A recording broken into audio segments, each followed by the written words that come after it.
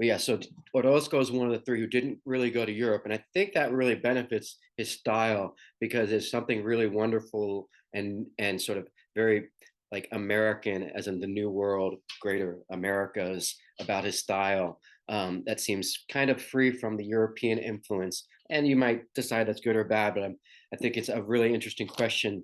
Sort of what about each of the muralists we're going to see makes them distinct, and what do they each contribute distinctly from the others. So first off, let's take a look at this photo of Orozco.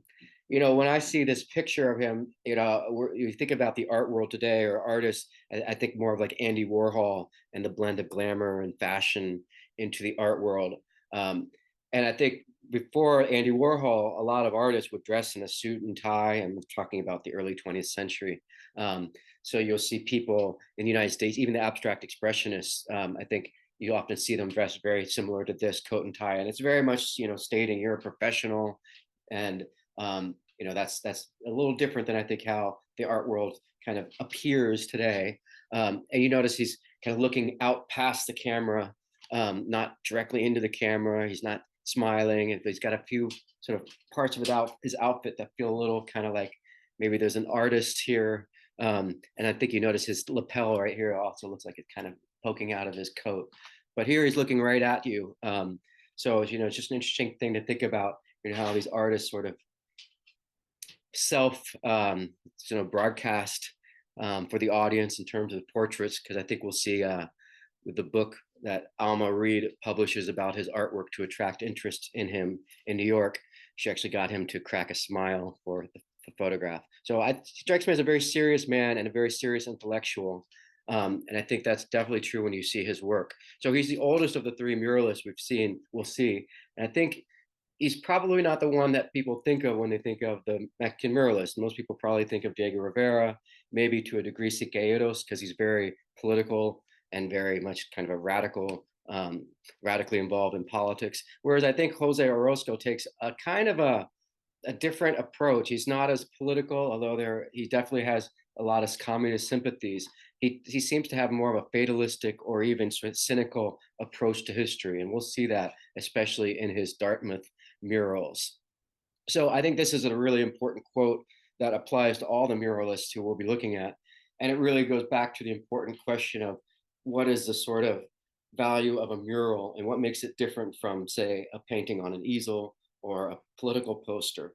And I think this passage goes a long way in helping understand it, though there's one part that's a little confusing to me. So it says, the mural is the highest, most rational, purest, and most powerful form of painting. It is also the most disinterested form, since it can neither be turned into a source of private profit nor hidden away for the enjoyment of a privileged few. It is for the people, for everybody in caps. So I think a lot of us understand this idea pretty clearly, and anyone kind of would, that mural is definitely exceptional because it's much bigger.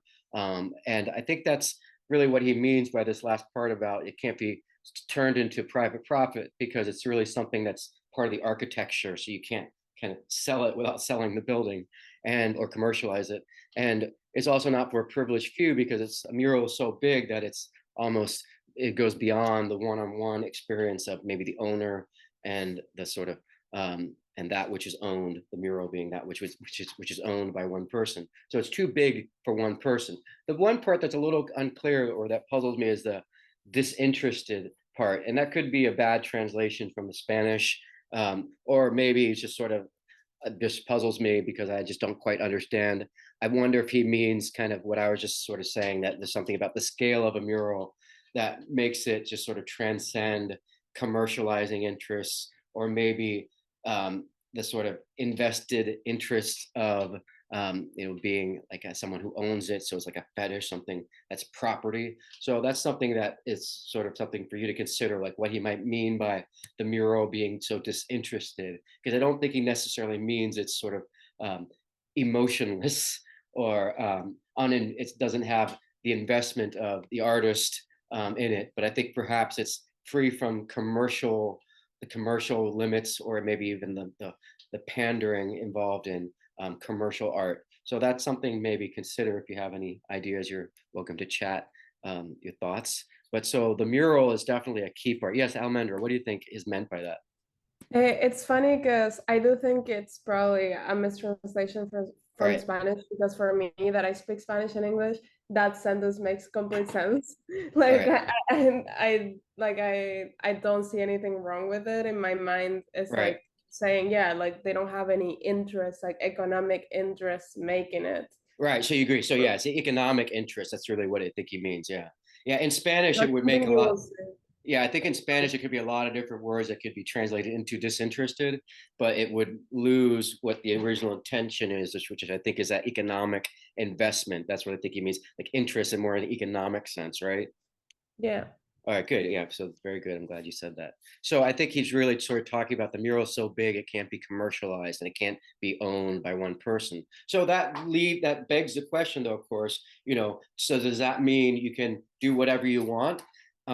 What are the constraints of a mural? And I think one of the joys of looking at Orozco's work is to see how his work evolves according to the almost invisible restrictions or the invisible constraints or parameters um, that come with doing a mural. Because I think initially he has an idea about, or at least maybe initially the sky is the limit. And as he works, I think you discover that he realizes as he goes along that there are certain kind of things that work better in this format, especially I think due to scale and due to the size of the of murals. Period. So let's see how that plays out. We're going to look at a few of his major murals, but I don't want to spend too much time on all of them because we can end up getting swamped. So here are the three muralists. We're going to be focusing on Orozco today, and then on Diego Rivera and um, Frida Kahlo, and then on David Alfaro Siqueiros. And like I said earlier, I think really Orozco isn't necessarily the first person that comes to mind when the public at large thinks of muralists, but I think Orozco is probably one of the most important as far as being the first to really come to the United States, but also having a profound influence on the other two and on several important American artists. And I think Orozco definitely sort of trailblazed the path that the others followed behind. So let's see a little bit about his history, and then we'll see sort of how his artwork progresses. And remember, all of this is taking place in the context of the Mexican Revolution, when all three muralists really come of age. So here he is, Orozco. We saw his picture already, so let's keep going. And he is really sort of he and the other muralists are very much sort of the progeny, the spawning of the offspring of someone like this guy, Dr. Adel, whose name is something else, but he changed it to Dr. Adel because it's sort of an Aztec word. And this guy, Dr. Adel, who we'll see in a moment, he's really the first sort of, he's an art instructor who really is encouraging his students to embrace a sort of Mexican character to their artwork. We'll get back here in a moment. So here we'll get back to Dr. Adel in a second. Here you can see Orozco, and you might notice he's missing a hand, and he's not hiding it away, and he doesn't put an artificial limb there to sort of mask the fact that he doesn't have a hand. And so I think that's certainly part of his biography, and it's important to understand that, especially 100 years ago, we are talking about basically 100 years ago. The idea of not having a fully functional body probably meant life was that much harder because we didn't have machines and modern all kinds of modern amenities to make life a little easier. And certainly as an individual, I think he lost a hand in a fireworks accident when he was a little younger. So it wasn't like something that he got during the Mexican Revolution, but certainly it's something that I'm sure forced him to really evaluate his career and what possibilities he had. And for me, one of the wonderful things as I learned about this is when you realize you can make art with one hand. You can paint with one hand, you can draw with one hand, and I think that's really a wonderful thing to realize as an artist that even though you might think, okay, now you're very restricted. In fact, I don't think there's as many restrictions as one might think. So it's maybe just a fascinating aside in his career. But I do think it's something to consider, like how that might sort of impact his own, self-esteem or just sort of beginnings as an artist, just trying to, evolve and adapt. And, I think it's definitely something that really makes him a powerful statement of sort of being, I guess, making progress in the face of adversity, overcoming any obstacles. And, here he is really not hiding it at all. So we'll see kind of how that might play out as far as especially maybe in his early career. I asked my parents about this. He spent some time painting people in brothels early on in his career. And I wonder if maybe that was a place where he sort of felt some like more comfort there. You can just try to imagine what it might be like in Mexico in the 1910s, being an artist or someone trying to have a career and not having a hand, and or any kind of limitation, and what the world was like 100 years ago probably was that much less accepting or willing to accommodate the needs of different kinds of people. So certainly maybe an autobiographical element. Um, and I think, of course, for him, probably a drawing of hands would be all the more sort of meaningful and or sort of personal. But I think the real interesting thing for me about his career is the impact of satire and the impact of political art on his work. He would walk by, or I think anyone in Mexico spent a lot of time looking at the Posada drawings, partly because these animated pictures were very accessible to people who couldn't read.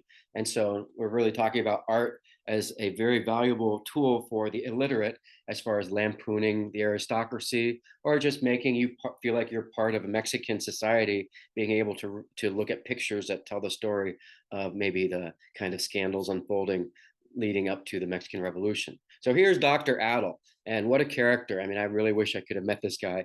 I mean, if I were to do a movie about the Mexican muralists, I'd probably want to focus on this guy because he was definitely sort of the almost the grandfather or father figure of all three. And he definitely seems like, you guys are all in art school, and you probably have had a teacher like this, or will have a teacher like this one day, just sort of a character. And I think, that just the fact he's not very refined and he's got a sort of haggard appearance really just kind of, for me, reinforces that he's just sort of a really interesting character, and definitely affirmed all of the sort of tendencies of these Mexican muralists to want to embrace some sort of new art form fitting for this newly sort of awakening Mexico during the time of the revolution. So this is definitely a major figure for all three Mexican muralists. And this guy even changed his name to Dr. Adel because he wanted to sort of embrace this sort of Aztec aspects of Mexican identity. So here you can see that Orozco worked for this newspaper, Vanguard, the La Vanguardia, and it was edited by Dr. Adel. And you notice, I just want to point out that at this time, Orozco was very much a supporter of Carranza, and there's a lot of political turmoil during the Mexican Revolution. Initially, people think of Porfirio Diaz, being the guy who imprisons Madero. Madero escapes, ends up getting killed. There's a lot more sort of power dynamics and power sort of pushing for control. And eventually Carranza comes in power, but he's ousted by Obregón. I just want to point this out because initially Orozco's sympathies lied with Carranza, and he's assassinated in 1920, not Orozco, but of course Carranza. So interestingly enough, we're going to see Obregón later on.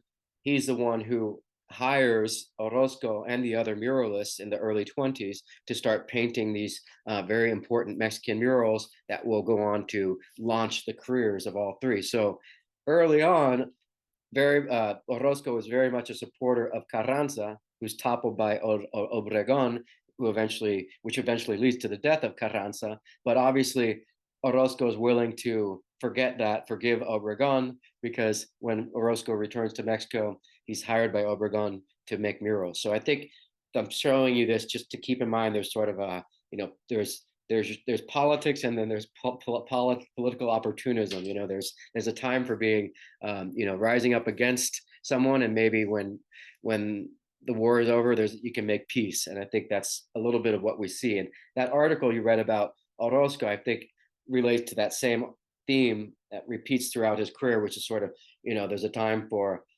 taking sides, and maybe there's a time for reaching across and forming sort of, moving on. So we'll see that, or at least sort of, there's a time for maybe sticking your finger in the nose or in the eye of the market, and there's a time for sort of wanting to sell your artwork. And so the sort of, it's sometimes, you're going to want to be friends with someone, sometimes you want to be enemies. And so we'll see this changing alliances throughout this sort of career of the Mexican muralists, especially within within today, we'll see how Orozco goes from being an enemy of Obregon to being someone patronized by him. So here are some of the early cartoons by Orozco, and I really think these are important because you see his paintings, his murals are very much informed visually and even in tone by his drawings. This to me seems like it's referring to Mexican oil in Mexico. I don't want to spend too much time on each of the cartoons. It's just to point out that he's got this wonderful dynamic style, especially in something like this. You can really see how he's really turned this was a political cartoon almost into like a powerful emotional painting. And I think this is one of his most important drawings because I think this is probably one of the drawings that inspired the likes of Jacob Lawrence.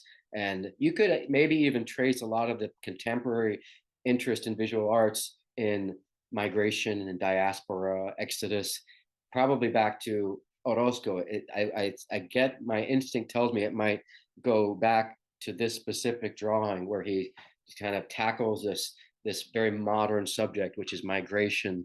Um, and you can really recast this story for different times and different periods, different people, depending on who's doing the migrating. What a wonderful lantern. And especially here, you see how Orozco's got this amazing skill with repeating things and with drawing anything metallic or kind of industrial and repeating those forms and human beings, of course, too. But there's something really impressive about how he kind of can transform metal and just industrial things into these really just impressive visual statements. So also he's sort of lampooning the upper classes. We saw that a little bit with some of the earlier things. Here, this is painted, or this is a drawing he did while he was in New York, about the same time as the PDF you read about him selling artwork in New York. So this could be very much him making fun of maybe even himself being the equivalent of sort of a exotic Aztec on display for the American elite. Although this is probably him commenting more on Americans visiting Mexico. I think it's funny to think about him being in the United States and being now sort of the kind of person on display for Americans.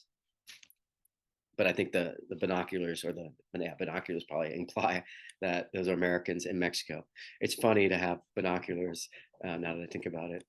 I mean, And I think yes, I think also like it's generally like you can say it's like just any type of like West like any type of tourist from like yeah, I don't know like Europe or like Canada or wherever right. like as well. I think because I don't think in this case it's probably because some of them I don't think dress like how I'd imagine like you know how in like cartoons they always have like shorthand. Yeah, what do you mean? I'm not sure. I should understand.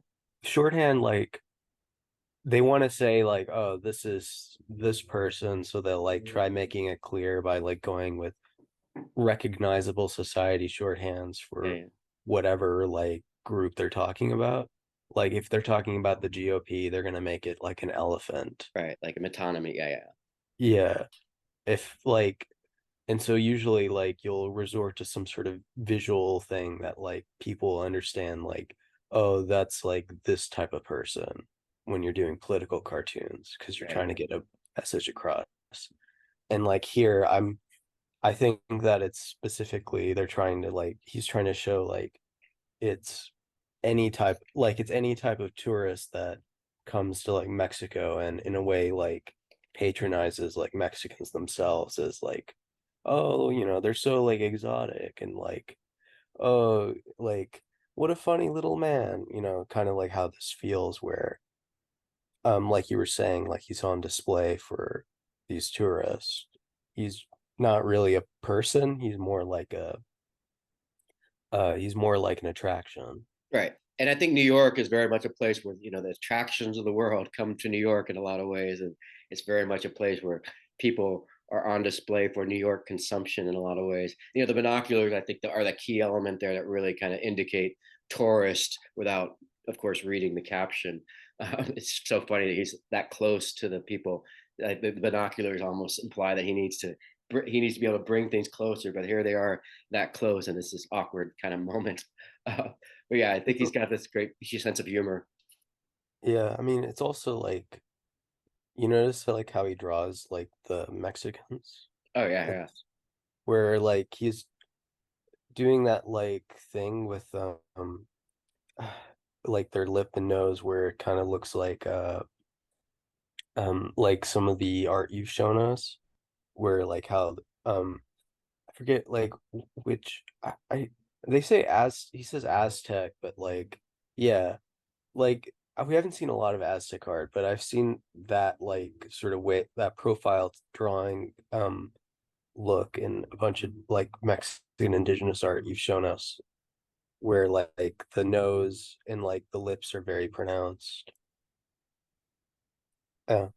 Yeah, I So think yeah, I think he's definitely making more of a like I don't think he's trying for accuracy there. It's almost like just showing it how that might be perceived by the tourist kind of thing. Like I think he's high yeah, emphasizing all that contrast just to really show these like two worlds meeting. And I think it's not so much he's sort of necessarily it's not a biting satire of the tourist. It's almost more of just him showing these like oil and water kind of coexisting in this sort of weird cross pollination moment of early 20th century, and it definitely seemed to relate to his his coming to the United States and meeting Alma Reed, and he's sort of the equivalent of the Aztecs, I guess, in that scenario. And I think this will go back to what we read about with him being the equivalent of sort of the Aztec, on display in New York, and how he sort of tailors his drawings from the Mexican Revolution to be more sort of maybe more salubrious, more kind of easy to swallow for the American New York art market. And that is a good example there, selling pictures of the Mexican Revolution, and then, tweaking them so that the New York art market finds them more whatever they need them to be. So we'll get there when we get there, but I think this is anticipating that a little bit because it's the same time period in late 1920s. And it's very different than this style, right? This is so much more emotional, and yeah, I mean, everyone's head is turned away. There's a lot we could kind of tackle with this one, but we'll get back to these in a little bit. I just want to show you a little bit of a snapshot of how powerful his cartoon and sort of illustration styles is. So he's very much someone who, I think, in contrast to maybe Siqueiros, is not someone who sort of romanticizes the revolution, isn't someone who fought in the revolution the way Siqueiros did. And is someone who seems to have a natural distaste to sort of violence. And so just remember, when we see the other two Mexican muralists, each of them has their own sort of approach and response to the Mexican Revolution. Interestingly for me, Orozco doesn't fight in the revolution because he doesn't have a hand and he's exempt, so he's not, I guess, obligated to fight. And he spends a lot of time though working, making art, and he does so on behalf of the Mexican ballet. And here's an example of one of the early murals he made.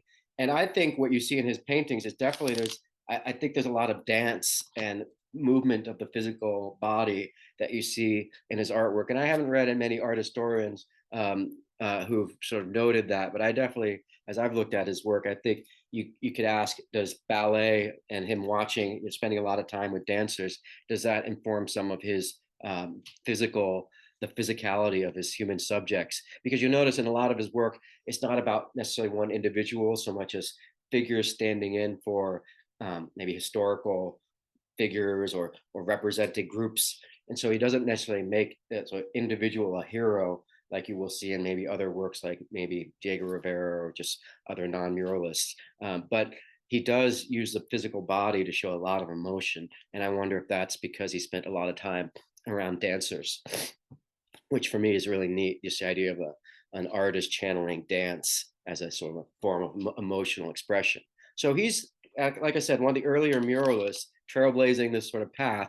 And for the life of me, I cannot find out. I've been looking all over the place to find out where he learned to make fresco. I'm going to assume he learned it maybe in Mexico. There must have been someone who must have taught him, or he found out. But that's something I will still investigate and get back to you. I know Rivera, for instance, learned it in Europe, and I don't think Orozco taught Rivera, or Rivera taught Orozco. So it's a question I'm going to still investigate and get back to you on. But he's definitely making murals in Mexico before the period that we know of in the 1920s, when the three muralists were hired by the Mexican government to sort of crystallize the history of the Mexican Revolution and what led up to it in the form of painting. So these would be examples of murals that preceded that.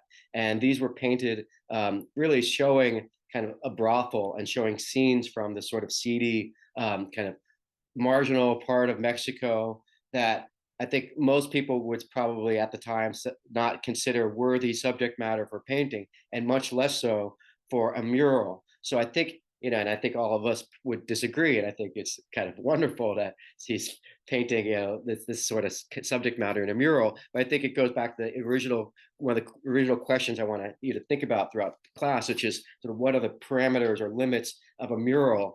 And I think this mural caused so much outrage that he ended up leaving Mexico for a few years. And this would definitely be the first moment where Orozco has to sort of think about, okay, well, I can go back to Mexico and keep painting paintings like these murals, or he can tweak his subject matter. And I think, in fact, what he does is he starts realizing, okay, if I'm going to paint on murals, the subject matter might cause outrage if I, depending on what subject I paint. So this is definitely the first moment where he gets a lot of sort of negative criticism, not from everyone. I think, we all love this painting, but that's something to consider. The mural is public, it's very big. So, it almost it makes you more vulnerable to criticism. So that's definitely important to consider. So here you go. You can see he leaves New York, or I'm sorry, leaves Mexico for 3 years from 1917 until 1920. During this time, you've got the Russian Revolution. And I'm still debating when I want to go into sort of communism, just talk a little bit more about it theoretically. And I think it might be when we get to Siqueiros, that's the best place to talk more in depth about communism, more in terms of sort of the political theorizing behind it. But it's important just to remember that date is very important, because this is really going to be the first step leading to the Cold War eventually in the 1940s.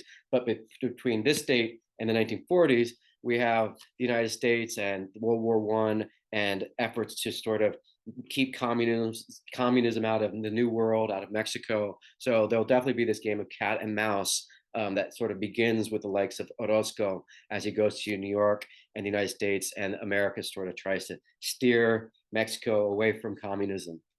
And his work really comes into its own around this early period in the early 1920s. And this is when Obregón, the one who sort of ousted Carranza, who was the person Orozco supported, this is when Obregón hires Diego Rivera, Siqueiros, and Orozco to make these famous murals in the Prepa, which you hear a lot about in the Frida Kahlo book too. This is where I think she first met Diego Rivera.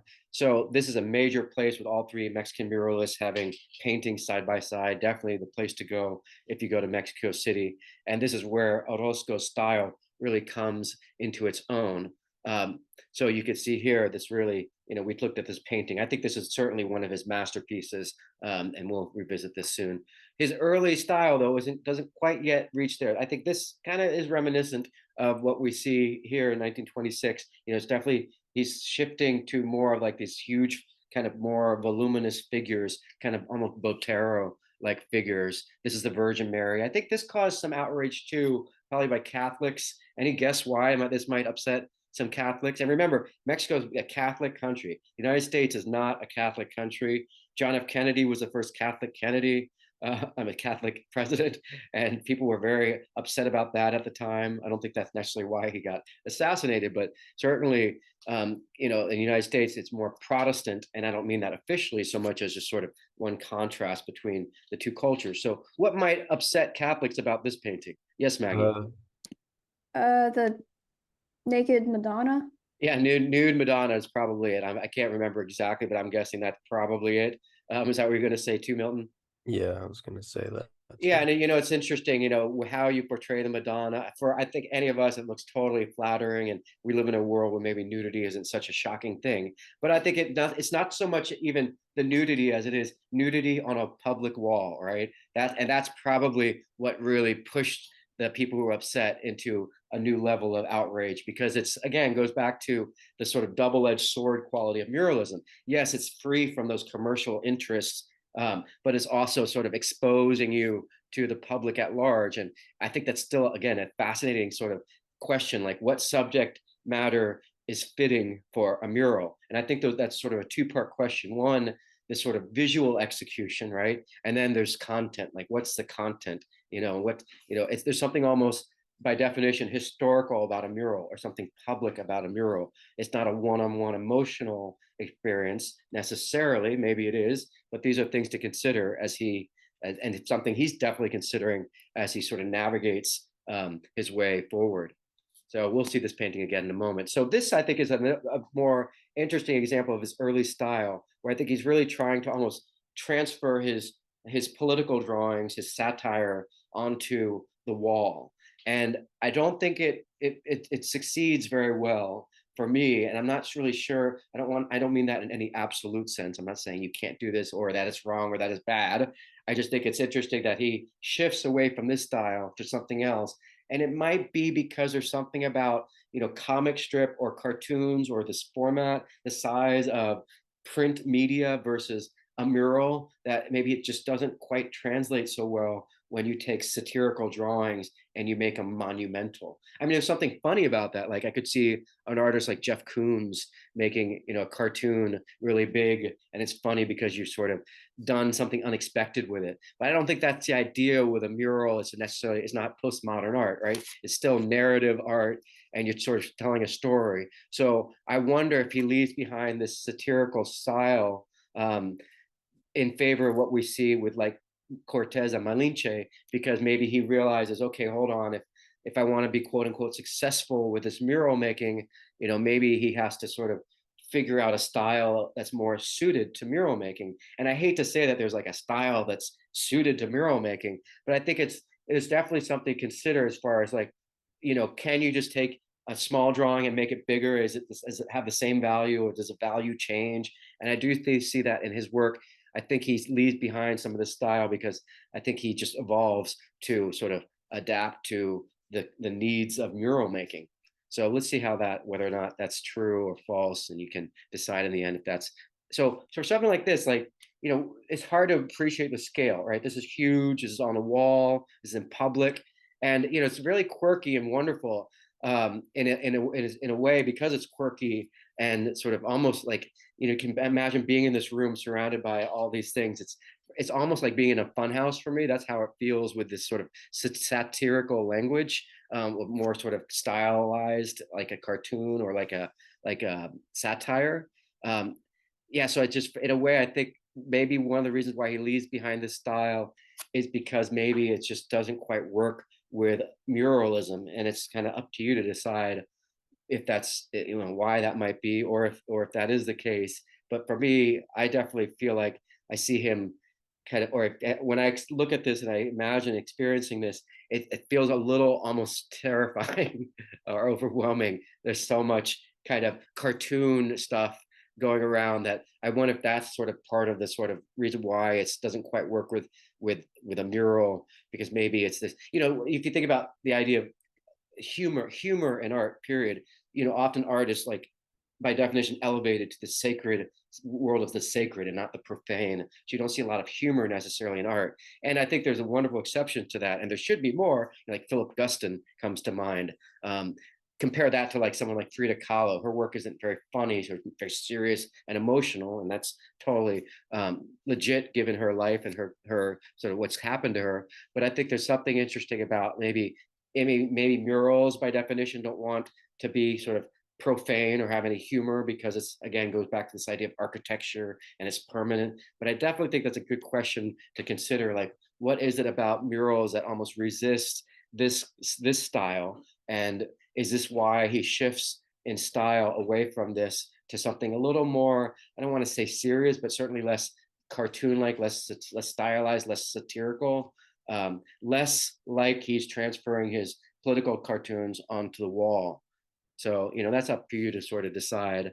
But these murals he makes at the Prepa, which is here in the hill we saw, and we've seen this before. This is the site where the United States invaded Mexico City. This is where the Aztecs were conquered by Cortez. Is a famous hill in the park there in Mexico City. By the way, I've been to Mexico probably dozens of times. It's just I was on the border with Mexico, so I was really going back and forth from Guatemala to Mexico almost daily with people who were, well, at the time they were smuggling things back and forth, just things like eggs, nothing illegal, but they were making money selling things. So I just wanted to see what their life was all about. So I've been to Mexico a lot of times, but Mexico City, I think I just went once in passing, but I definitely would include the Prepa as the first place I would go, because they've got all these Mexican muralists working inside this beautiful kind of classical, neoclassical building. And you could see like all the, you can't quite see the frescoes here, but inside the hallways and the plazas, you can see them hanging. And here's, I think, you could see Orozco, trying out this more, maybe it's a little blend of the political cartoons and the more expressive bodies that you see in his later work. And there's a few examples of his subjects not having hands or not having one hand. So that might be something for you personally to think about how that might relate to his career and acknowledging his own sort of struggles. But it's definitely sort of something that seems more kind of a side note, certainly not anything central to his career, or subject matter for that matter. But you notice already, and here's the Virgin Mary on the side there, and so he's sort of expanding on, moving left away from that subject and tackling other subjects and juxtaposing very different subject matter. And he's not really focused on the individual. There's no one, often the figures aren't looking at you. They're really meant to almost wear, it's almost like a dancer. If you think about a dancer, often dancers, it's not like you're focused on them as an individual and their facial expressions, but rather what their body is doing, and maybe even the clothing they're wearing, and the body becomes a sort of, a physical embodiment of history or emotion. And so there's a little bit of dance I see there with him focusing on the body rather than the face.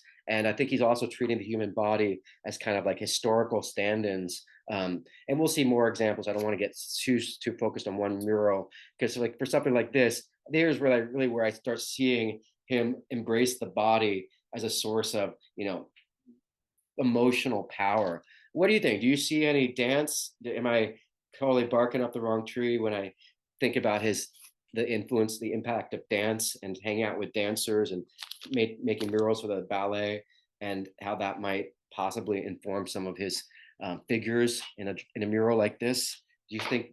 And I think more modern dance, perhaps, seeing modern dance with its more kind of mechanical, biomechanical movement, that could be more what's going on. But something maybe to consider if you are a dancer or know any dancers or have any interest in dancing as a way to inform art, because I definitely feel like he's doing things with the body here that I don't think necessarily Diego Rivera might do.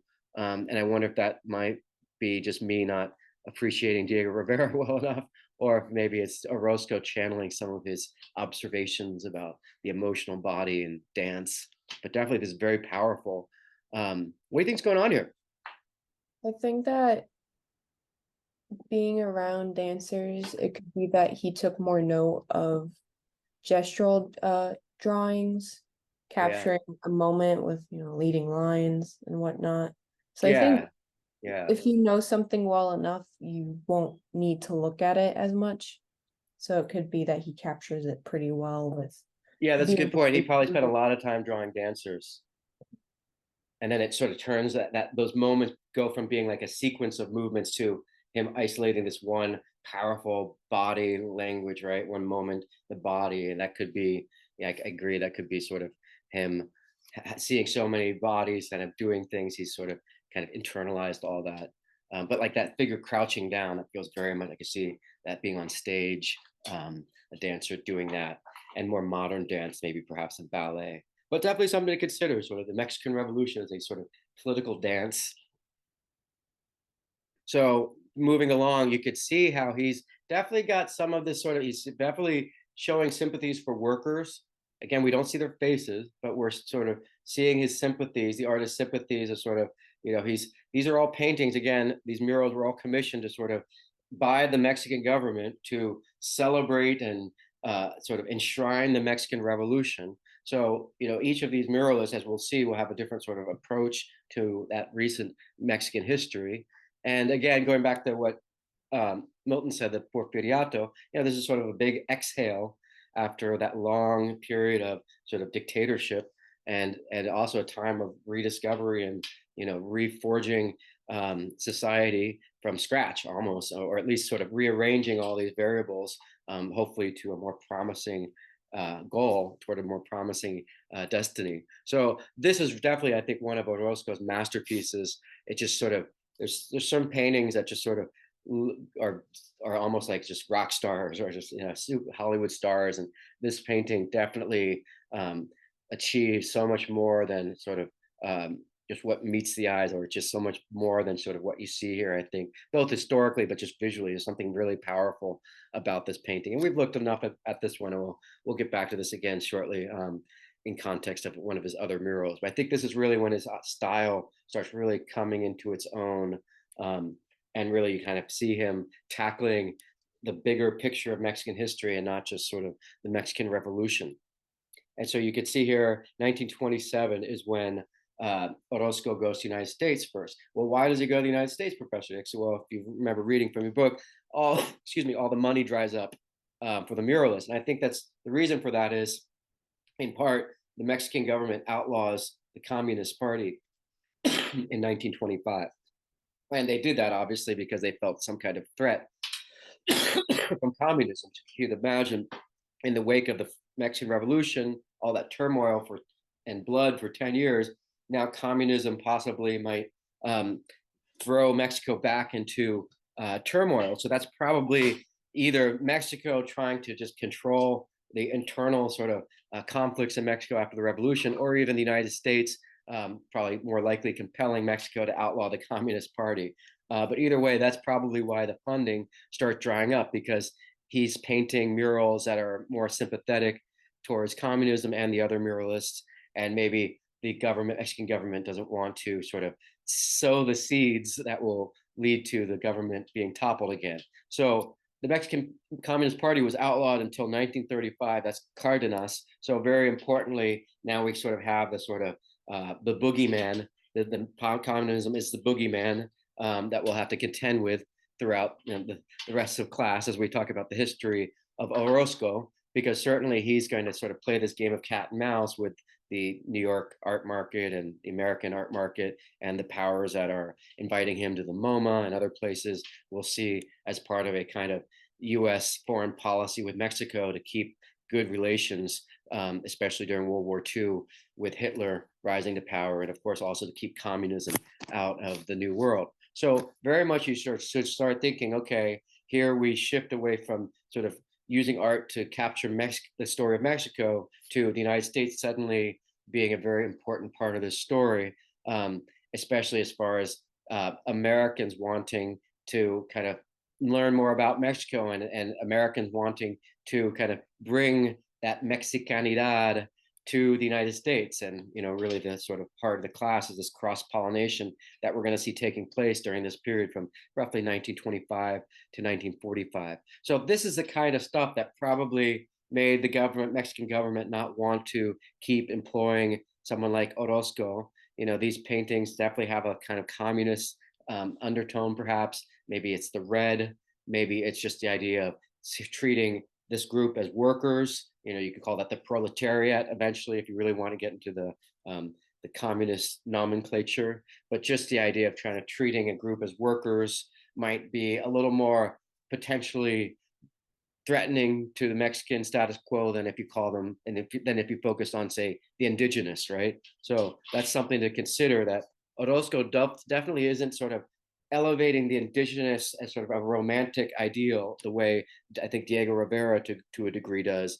But I think Orozco definitely kind of sees communism as an equal sort of system to be considered on equal footing with capitalism and other things. So and that sort of his fairness, or his kind of even-handedness, might be what upsets some people in the United States and Mexico about his communist leading. So we'll see how that plays out as we go forward. So now we enter that era where he comes to the United States really because of this woman, Alma Reed, who you read about in that article. And she, I think, probably identifies his talent. She has a lot of connections in New York and beyond. And she's really the force that opens the doors for him in New York. And I think she actually helps him get his first commission in Pomona College to make Prometheus, which we'll see in a moment. So here's a painting where he's or the drawing, or I'm sorry, photograph where he's almost smiling. I feel like she got him to crack a little bit of a smile there. So this is, and probably, who knows if she took the photograph, but this is a book she published, celebrating Orozco.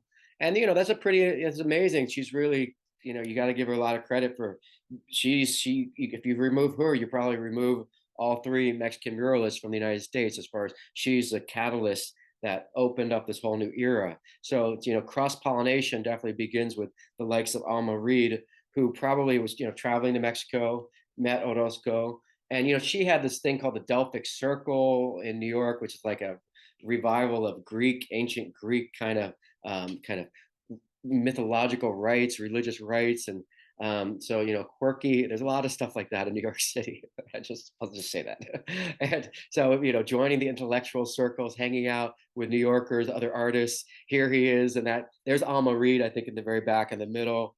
When I see this, to me, it looks like Orozco's totally miserable and just would much rather be painting. But I think you could at least appreciate the sort of idea of being in New York. And yeah, kind of like Milton and I were saying, or just talking, what we were talking about earlier, New York is definitely a place where, a lot of people don't necessarily become famous in New York, except in the sense that they were already building their career somewhere else, and then they're brought to New York because they've earned their place in the zoological sort of spectacle for New Yorkers to kind of consume and enjoy. And New York is very much a place where anyone in the world who's achieved anything, you bring it to New York, you might make a name for yourself. And I think that's really what's going on with Alma Reed and with Orozco at this time. So it's a very exciting time for Orozco here. And, it's really poised to conquer the New York art world.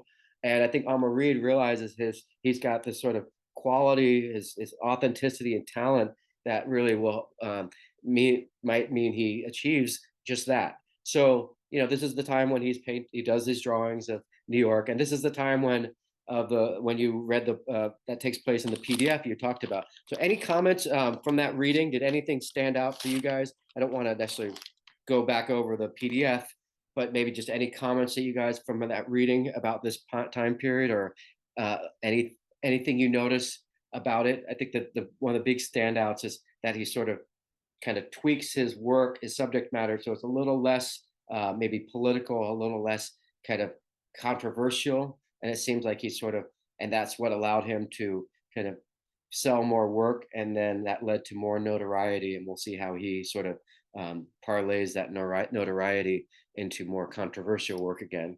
But I think that seems to be one of the big take home from that PDF you read, is sort of how initially his work was much more kind of confrontational.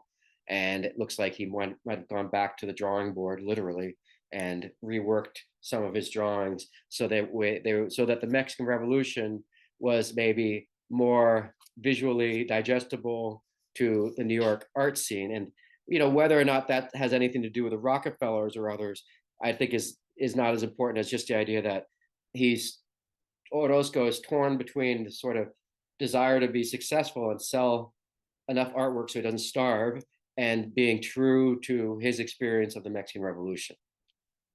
So I don't know if you guys wanted to add anything from the reading. I think it's pretty self-explanatory, but these are just some of the drawings, I think, for this era. And really, wonderful. I love his sort of watercolor or sort of ink drawings. These aren't quite the same as the satirical drawings. And this following picture is sexual assault. It's a little blurry. Just want to give you a little heads up. But it's really this is probably the kind of work that didn't sell as well, perhaps. But honestly, looking at what happened and what he observed during the Mexican Revolution. And so, what New Yorkers ended up buying was maybe stuff that was a little more, I think this is probably more on the controversial side, perhaps, or this is the one he reworked, but definitely something to think about, sort of him navigating between being true to the revolution and kind of being successful in New York. And whether or not you think he sort of adjusted his work to suit the market, he definitely goes back to being very, I think, controversial. So it's something to consider sort of as your careers move forward, how there's a certain kind of navigating and sort of finding your balance between success and not sort of selling your soul, right? So I think he did a good job of succeeding and not selling his soul, because I think what's more interesting to me about Orozco is his style continues to evolve. And I don't think he's as concerned as someone like Diego Rivera is with kind of appearing like he's a man of the people. I think Diego Rivera really sought more of that validation, that notoriety, whereas I think Orozco wasn't necessarily looking for the notoriety so much as just sort of wanting to pay the bills and make good art. And I don't think he was constricted in the same way, maybe because he came first and Diego Rivera had to deal with maybe the Rockefellers and all the pitfalls of notoriety. But this is certainly one of the first examples of Orozco parlaying or optimizing his fame, his clout in New York into better opportunities. And this was commissioned by the Museum of Modern Art in 1931. And I think this isn't, I don't think one of his masterpieces. I think, you could disagree, of course, it's definitely masterful. I think it's wonderful because it definitely shows the sort of Mexican Revolution and that Mexican subject matter. But I think some of his other pieces transcend a lot more than this does, though I think it's very important to see how the Museum of Modern Art at this point is sort of celebrating him after, I guess, he successfully sold some of the drawings that you guys read about. And here is, I think, we'll go back to the Prometheus mural in a moment, which I think is a little more important. But I think this is a good example of one of the murals that he made, which wasn't as successful, and which I think is why he goes on to make a much more successful mural. So if you've ever been to New York, New School is located right around 12th Street, 11th Street, right below, well, not right below, but a ways down below Union Square and above Washington Square. And I don't know if this building, it looks like it, this was Walker Evans, 1930. So I'll assume this is the same building that was there, because this looks a lot like the building I remember. And the New School's building is the ugliest, most boring modernist. You go inside and it's even worse. You could just see those windows wrapping around. Well, I think that has a lot of influence on why his, as in Orozco's mural inside New School, is maybe not as bold and dynamic as the one we'll see after that, which is the Dartmouth mural. And it's up for you to decide, of course. But I think this is an early example of him doing a mural in the United States that is kind of a weaker example of his work. And I think you can blame a little bit of that on New School itself being a very stifling building. Because certainly I think, as you guys all would agree, as artists, a lot of it has to do with where you are, your mindset. Maybe if you're commissioned to do a work of art inside of a drab, dull, sterile, modernist building versus doing a mural in a Spanish kind of villa with Roman columns and arches, I'd much rather paint a mural on a Spanish villa than in a sort of modernist building, kind of, cardboard box kind of example of architecture. So that might be why his New School drawings feel a little more kind of less dynamic, perhaps. But I think it's also, it's probably a very intimidating doing a mural in the United States now for the first time, or this was actually the second one. But I think, yeah, I do see, I'm going to contrast this one with another artist who was commissioned to do a mural at the same location, an American artist. And I think you'll agree, and it's kind of hard to deny that this mural falls a little flat compared to the other one, which is not to say that it doesn't have its own merits. But I think this is an important example to look at, because you can see this as that which Orozco evolves away from, because his later mural becomes, his next mural, especially the next big mural, Dartmouth mural, will really be a lot more dynamic and bold and sort of action-packed than I think this one, which honestly, yeah, this feels a little kind of, well, what's going on here visually? What do you guys see is the point here? What's the visual message or idea here?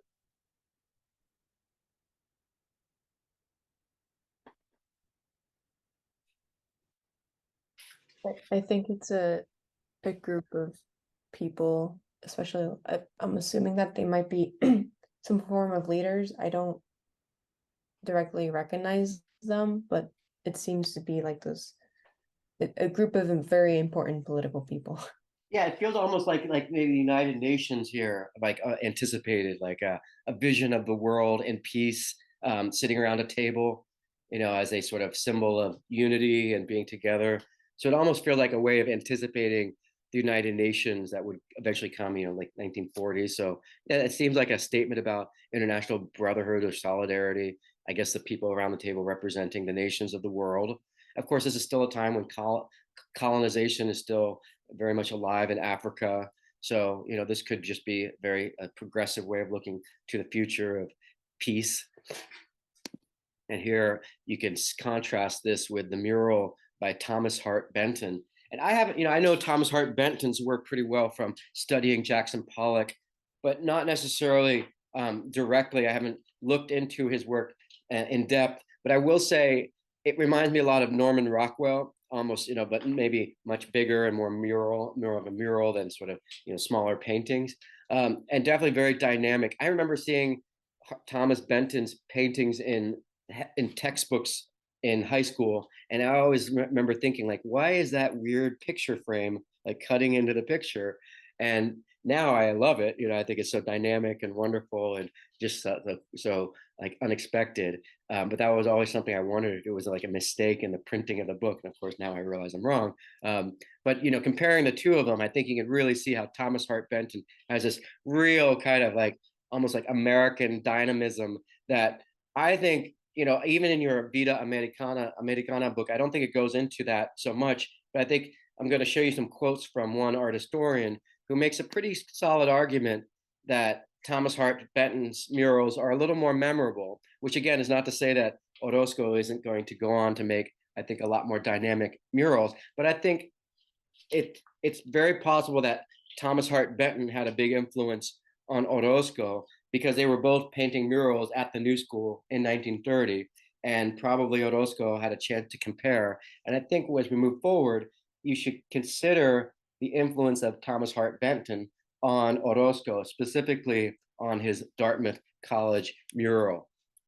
So here's some quotes, and we'll just take a look at this part before the break. And look at his New School mural, and then we'll take a break. So here's Thomas Hart Benton's mural. It is very dynamic and colorful and bright and very positive. And you can compare that to Orozco's mural, which I'm trying to be, I can't be objective or absolute about this, but I definitely feel like it's Orozco. He's kind of be very kind of. It's not the Orozco we're going to see. I don't see much of that like dancing, the emotional body. Everything's very cordoned off and feels a lot smaller and more constricted. You notice how much empty space there's around everything, and there's nothing wrong with empty space, but everything feels a lot less dynamic than some of his other work, which is, again, not to say that there's anything wrong or bad about his work, but I think it's very interesting when you compare this to what we're going to see, that his work after this becomes, Orozco's paintings, murals become much more dynamic. And of course, you can see Lenin here and a lot of references to the Soviet Union. So here, I think you could see Orozco tackling communism as sort of just this new energy that's on the world stage and treating it with sort of visual equality alongside other subjects. And this is probably the kind of thing that will start getting the attention of the likes of Rockefellers and others who don't want to have their oil and property nationalized. So here's a close up, and definitely, he's it's wonderful painting, and he's, you see that repetition in his work that I love about him, and the emotion of the colors in the back.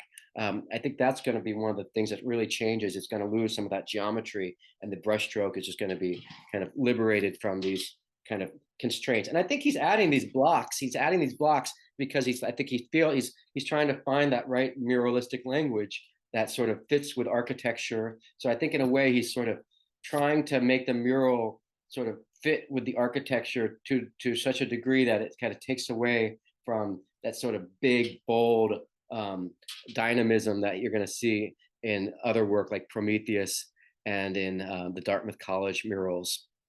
And you can see these quotes on the left as sort of the art historian is commenting or comparing Thomas Hart Benton's work with Orozco. And I think it looks like to me Thomas Hart Benton's work was already very well evolved at this point. And you could also consider it's also an American artist tackling American subject matter with a much more American, and I say United States sort of kind of approach to industrialization and the machine. And you would never see a Mexican muralist tackle the machine, mechanical subject matter quite in this way, just because the United States is, sort of the birthplace of a lot of this sort of, extreme obsession with technology. And so really, I think you can see that Thomas Hart Benton is sort of the right messenger for that message. But Orozco, I think, really is sort of it's just a matter of finding the right message for him, the messenger. So here's an example of a drawing that I thought you might enjoy seeing or a painting design for the mural. So when you guys design your posters or murals, you can start with, very, very simple with your design. You don't have to do anything this elaborate, but, just to show you sort of the artist working to get to the final product. And here you can see some wonderful examples of Thomas Benton, very dynamic. These really, and this is definitely, I think, this sets a really interesting standard for someone, the likes of Diego Rivera and Siqueiros to sort of, you could say they're apples and oranges, but I definitely think there's something really wonderful and dynamic. I almost like it too much, to be honest. I want it to have more of the sort of brushstroke and sort of moments of chaos and sort of uncertainty that you see with some of Orozco's work. But I can't deny that this is bold and dynamic, and it's not pandering. It still feels very much like it's very authentic and sincere, and has a sympathies for the workers, and not necessarily treating them too much like kind of, in this sort of Norman Rockwell way, which is sort of like how everything's perfect in America. You definitely feel a little bit of sense of struggle, especially more, and maybe some more than other. But one thing I really noticed is very much the presence of red and blue as a sort of kind of common colors that are very visually powerful. Having red and blue, very vibrant. You see that in his paintings. I wonder if that is something that rubs off on Orozco, because I think Orozco would never have tried to be like Benton, but I think you'll see he might be taking some elements from Benton. And again, these two murals were the kind of side by side almost, or in the same building in the New School. So I think the red and blue might be something that becomes more richly red and richly blue. And also the dynamic composition is something maybe that Benton might have sort of gotten out of Orozco. So here again, the murals at the New School. Really neat to have a classroom with this mural in it by Orozco of all people. That's very exciting. I like this a little more, you can see he's getting a little more, maybe not getting away from the blocks, but I could see he's going for maybe a different tone here, a different sense of humanity. But it's overall the red kind of earth tones kind of sink into the environment. They don't pop out necessarily, so everything kind of evens out into kind of a monochrome. These little symbols, like a sickle there. He's sort of not filling up all the space like you'll see with other examples from his work, but still a wonderful example of Mexican muralism in New York. I don't want to. Here you can see him working on. You've got Gandhi standing up to the British, and you've got kind of references to this industrialization of warfare in the back. This is a lot more close to, I think, where he's going to go with his work. Really kind of showing the emotional body and kind of more action and more dynamic composition. And Diego Rivera, this is when Diego Rivera comes to New York. So this is sort of very exciting, I think. This, I think, adds even more fire, more heat to the sort of pot in which Orozco's cooking, because now you've got Diego Rivera in New York making a mural, and that just must make Orozco all the more excited to sort of make his mark in New York. And I think that's what you really see, or at least in the United States, when he makes his Dartmouth murals. But I think before that, and this I think comes just before his Brotherhood mural, just before the New School. I think Alma Reed is the same woman who helped get him this commission. And this is in California in Pomona College, and we'll look at this and then take a break. But I think this is really this is another one of his masterpieces. And this for me has a lot more power, dynamism than anything in the Brotherhood murals that we just saw from New School.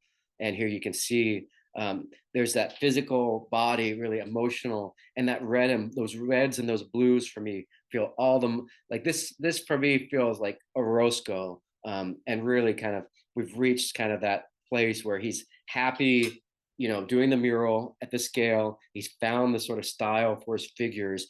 The colors and these sort of abstract moments feel very expressive and emotional. And he's gotten rid of those boxes. Now he's maybe working in a Gothic pointed arch. So maybe that, and he's definitely using that Gothic pointed arch in a really wonderful way to almost feel that sense of strain and tension. Any comments about, you can compare that to the Thomas Hart Benton, and I don't know if you agree or not, but I definitely wonder if those reds and blues just start getting all the more richer because of maybe Benton's influence. But what do you think about, so when people talk about the muralists, they often refer to them being the inheritors of the European tradition of fresco painting.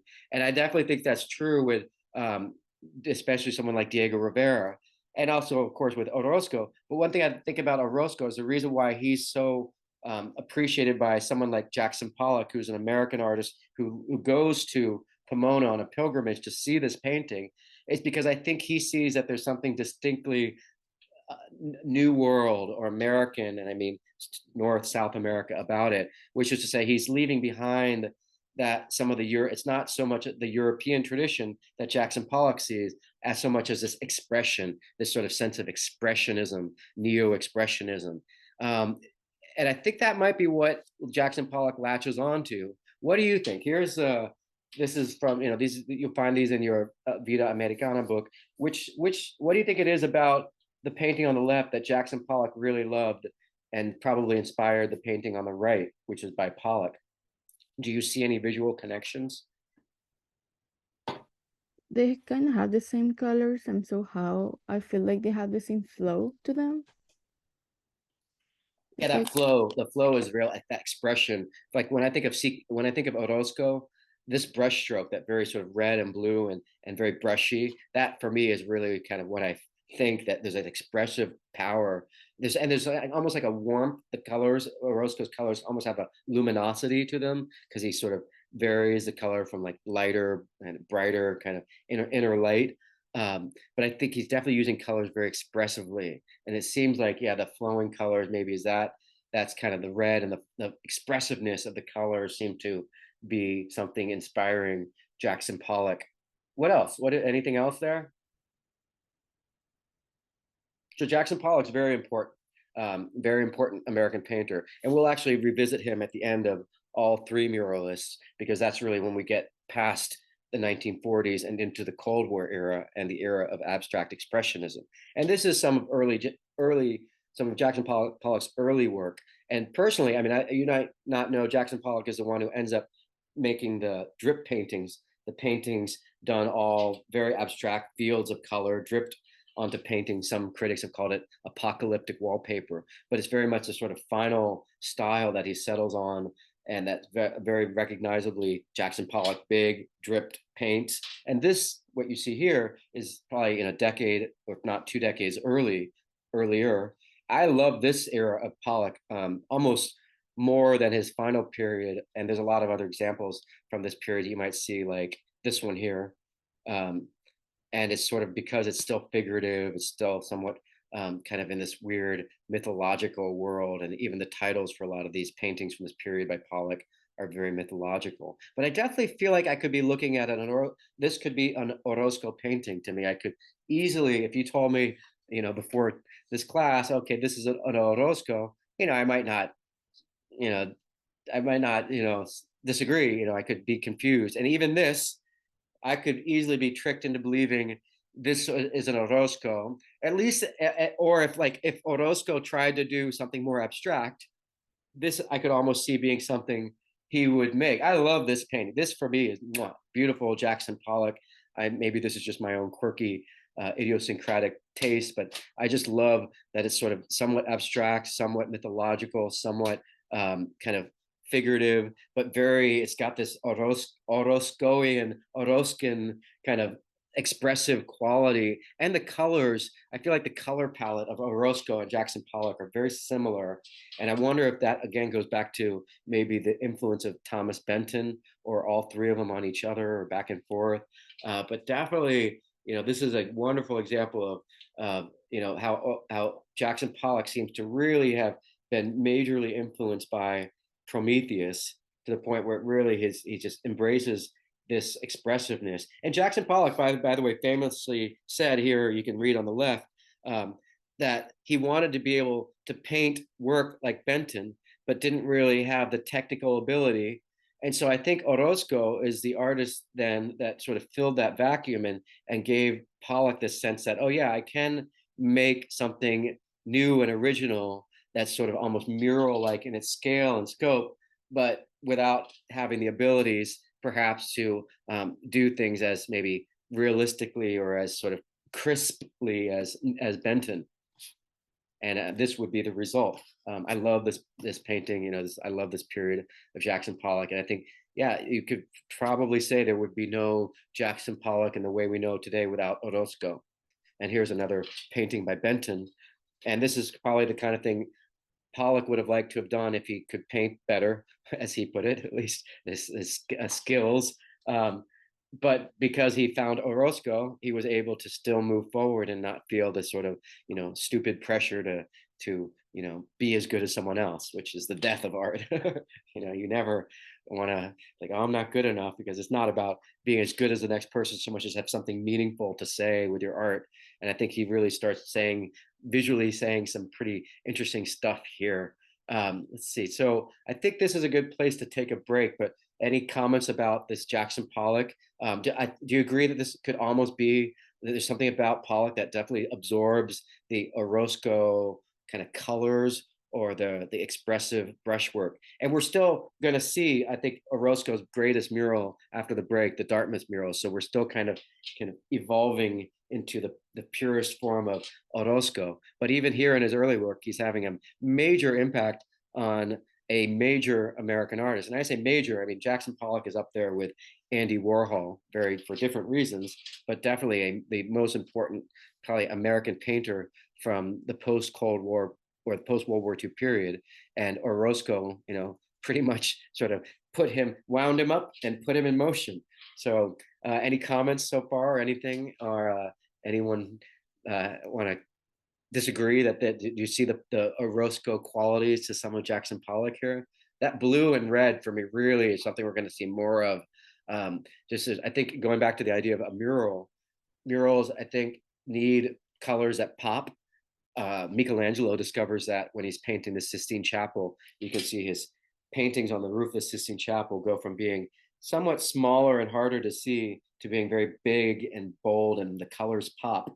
And I think that goes back to that question of what are the constraints of making a mural? And I think those red and blues, you see those in advertising a lot too. Those really pop off the mural and really are very bold and dynamic. And I think Thomas Hart Benton discovered that. I think Orozco discovered that, and Pollock too. So maybe they're just independently discovering the kind of colors that fit at a larger scale. So maybe let's take a short break and get back in, maybe let's say,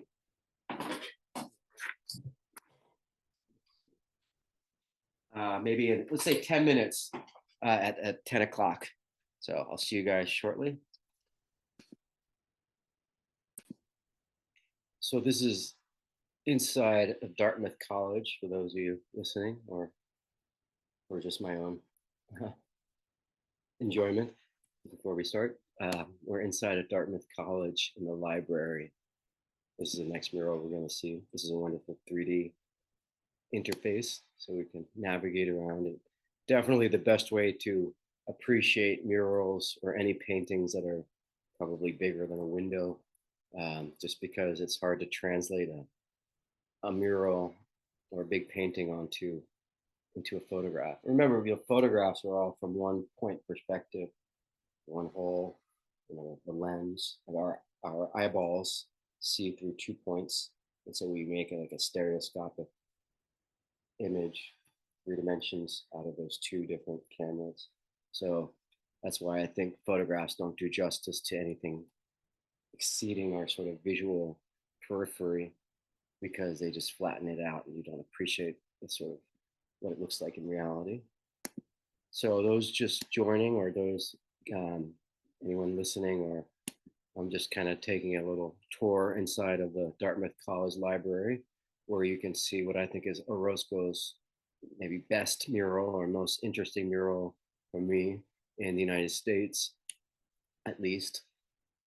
And I think it has a little bit to do with the location, the room itself being a really fitting location for a mural. Like I think if I were to make a mural, and I wouldn't because I'm not talented enough, uh, but if I were to, I would definitely want to make it in a room that has really good lighting. So really big windows that light up the subjects, light up the painting, so that you can see it with natural lighting. You don't need to turn on the lights to see it. I think I would also want it to be, if I were commissioned to do a mural, I would want it to be in a room where I could get really far back away from it to see it, kind of like this, step back and see it. Because if you're too close, so you want the room to be really big, well lit. What else? What else do you think are some important considerations for making a mural? What kind of building or room would you prefer if when making a mural? I guess the amount of walls, because it could be with big areas that they have walls kind of interfering, like to divide the room, but it's still considered one room. Or if there's doors, Yeah, or oh like yeah, how good many point. rooms you want to occupy. Yeah, you can't have too many other architectural elements, maybe dividing up the work. So definitely sort of big, how many walls and how big the walls are. Because you're talking like billboard scale, right? So you kind of like imagine putting a billboard inside of a room. Then you're dealing with lighting and being able to be far enough away to take it in. And yeah, I think those for me would be the big ones, like having good lighting. Because like the new school murals, go back to those for a moment, they feel a little bit like they're inside of a drab um, building with like maybe just phosphorescent lighting. And so maybe yeah, like here it feels like the walls aren't as big, and you've got that horrible ceiling, going right up to it. It's sort of 1970s or just Bauhaus kind of very simple kind of, and very sterile kind of building with just surroundings. And I think that's partly why. Oh yes, Valerie, Valeria. I think also the colors of the walls near the mural really impact the work because like that dark, I think it's blue or black. I don't know. It just makes the mural darker and the whole room darker in general. So that would be a concern for me as well. Yeah, even this one with a white ceiling and a little better than the sort of tiled brown tiles.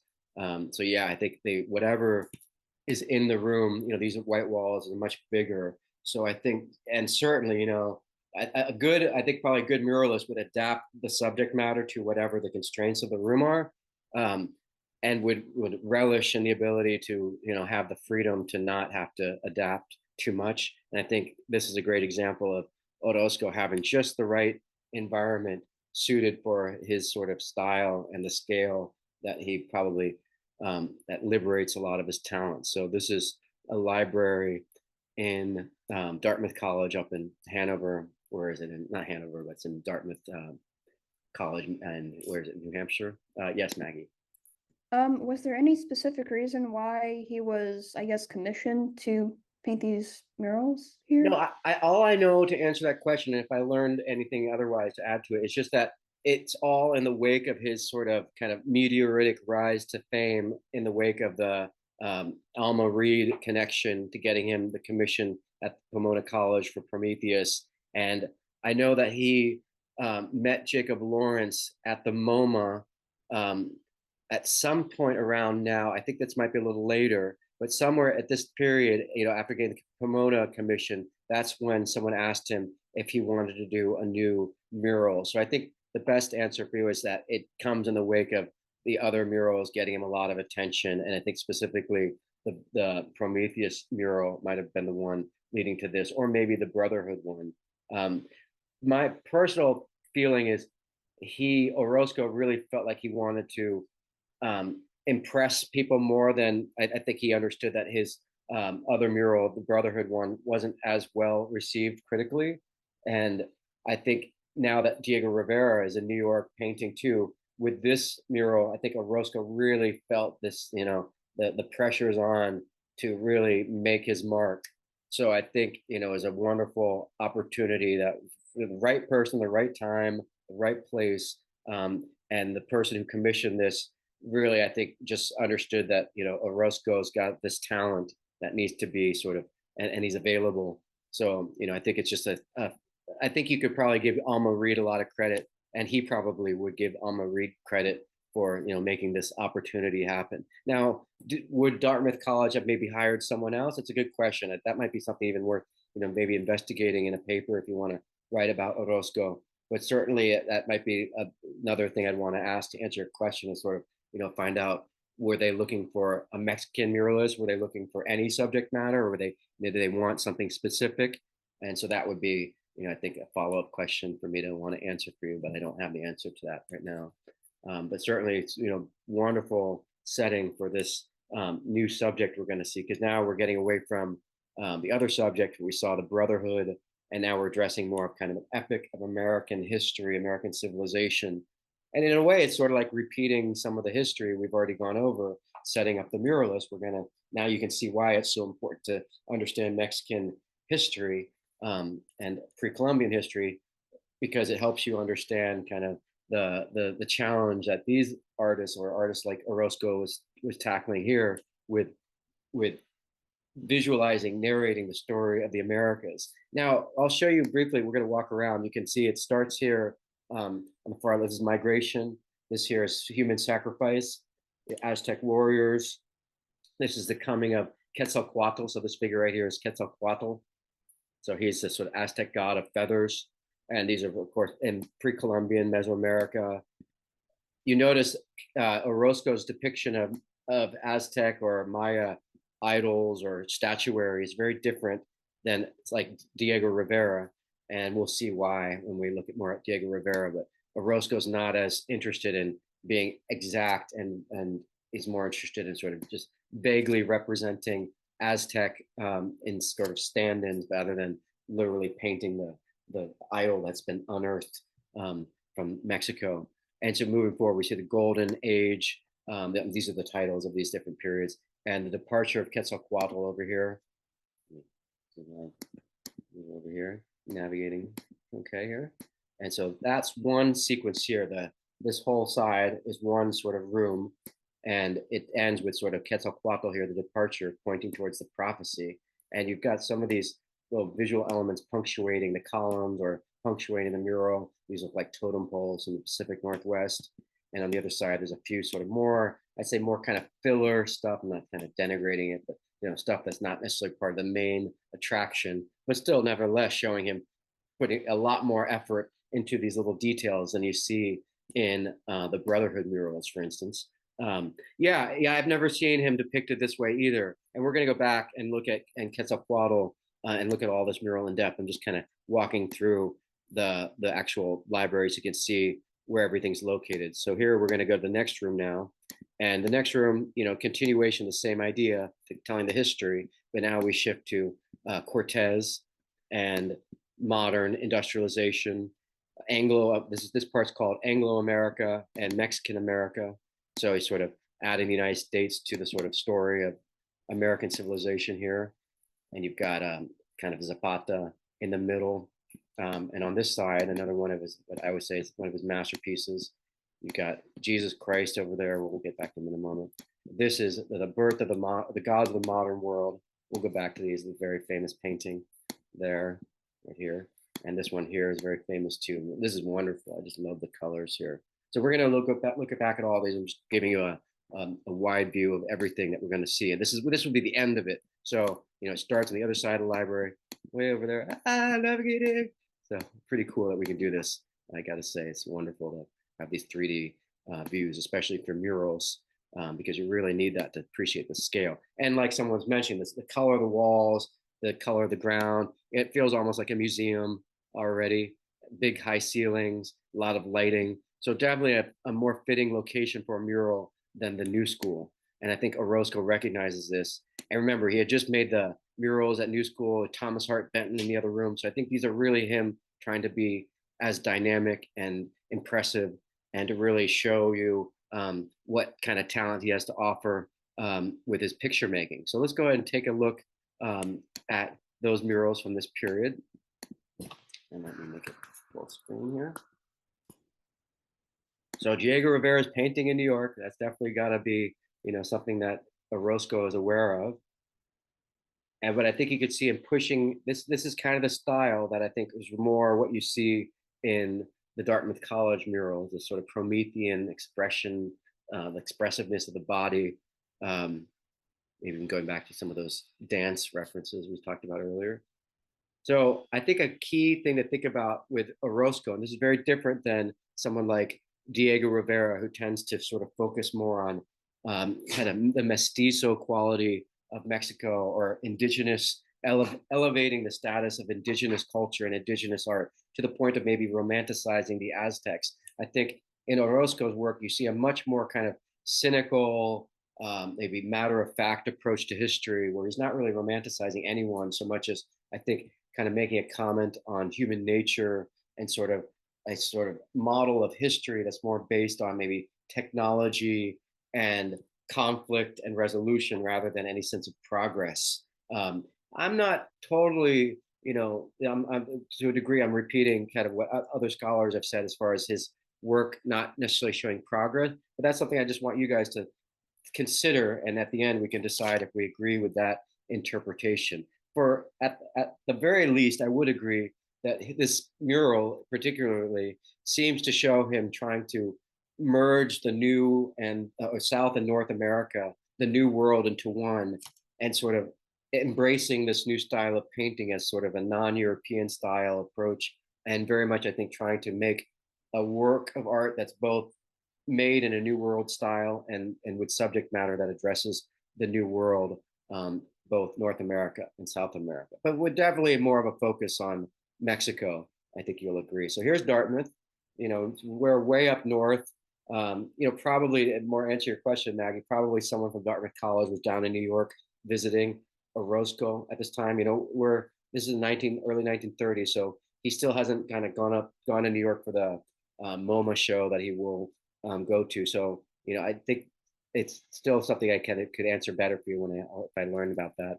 I'll definitely get back to you. But this is where his murals are located. I think it's a beautiful neoclassical American kind of colonial, kind of neoclassical, but definitely not completely unlike the buildings in Mexico as far as a big like an institution, a lot of space and a lot of room to paint. And here he is inside their painting. It looks like he started with Quetzalcoatl. And you notice, you see these grids, it's very interesting, not grids, but like X shapes that he has running throughout his sort of underprint or blueprint underneath.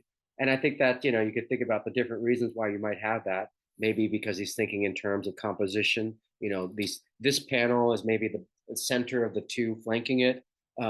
Maybe he's thinking about not warping. If you're painting a mural this big, things might warp if you're looking at it from down below, and maybe the X keeps everything kind of from warping visually, as far as being able to see how the image continues without having to walk back 50 feet to see it. And it might just also be a way of, taking this huge amount of space and delineating certain, so he's, just navigating, maybe cordoning off certain spaces. But you notice he does, again, seem to have left behind this, sorry to go back so quickly, but these blocks, to tackle the challenge of making a mural partly means to sort of, how do you divide space? Does it flow seamlessly from the architecture, or do you need to sort of, how do you create a composition that maybe moves from left to right? And I think this one is far less successful, I think partly because he's using these blocks as a way to divide up the space. Whereas in the Dartmouth murals, I feel like he's starting with these X's maybe as a way to enliven the space and make it more dynamic. So here we are again, going to start over straight ahead with migration. I think this is still a library, so students would be in there studying. You look up and you see, Quetzalcoatl, that's pretty cool. There's some great examples of murals throughout libraries in all of America, but I think this is really exceptional having an Orozco. So here's the layout. We're going to start with migration right here. Oh, there's the students studying. And this is sort of a good way of, at least another framework of history that might be more in line with what Orozco's doing here. I don't know if I necessarily agree that Orozco would be translating this directly into his murals. And I think in a way, this is sort of kind of obvious, like, yes, of course, history of humanity is two forces that are in conflict and then resolution.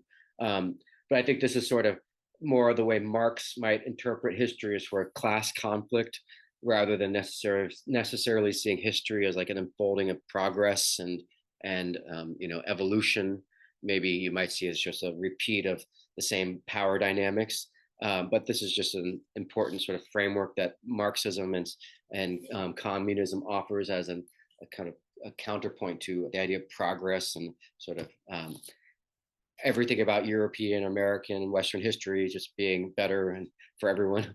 And I think this idea of like a new spirituality and just sort of a new kind of form of art fitting for a new world, that, and it's definitely not idealizing the past. These are definitely some of the major kind of themes or some of the sort of motives driving Orozco's Dartmouth mural. So now let's look at the mural. So here we are with migration. This is the very first panel. So this is, setting us up for the rest and putting things in motion. So what's he talking about here? Who's migrating? What do you think's happening here?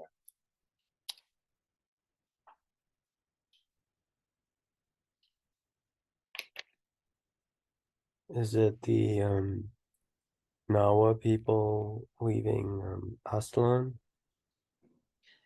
Yeah, I don't want to say definitively what for sure it is. I mean, you can of course read into it, but I think it's more fun to kind of interpret based on what we know. Sort of, well, it's probably epic. It's the epic of American civilization, right? So we've got sort of him tackling civilization in the new world.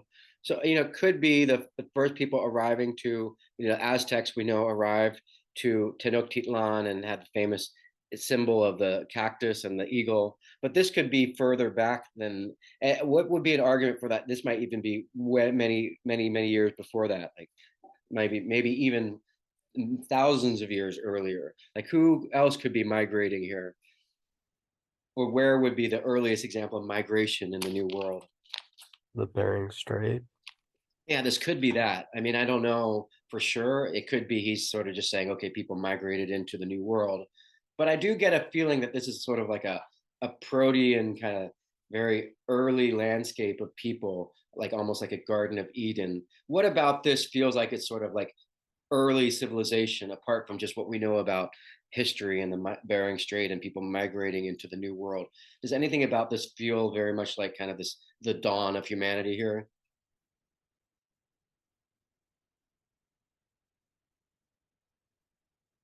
You might think like, what don't we see? Maybe no farming yet, no industry, no. He's definitely kind of showing them without anything except sort of their bodies, right? They feel for me almost like refugees. It feels like he's sort of having people in motion, seeking, going somewhere, like obviously not being happy wherever it was in this picture right here.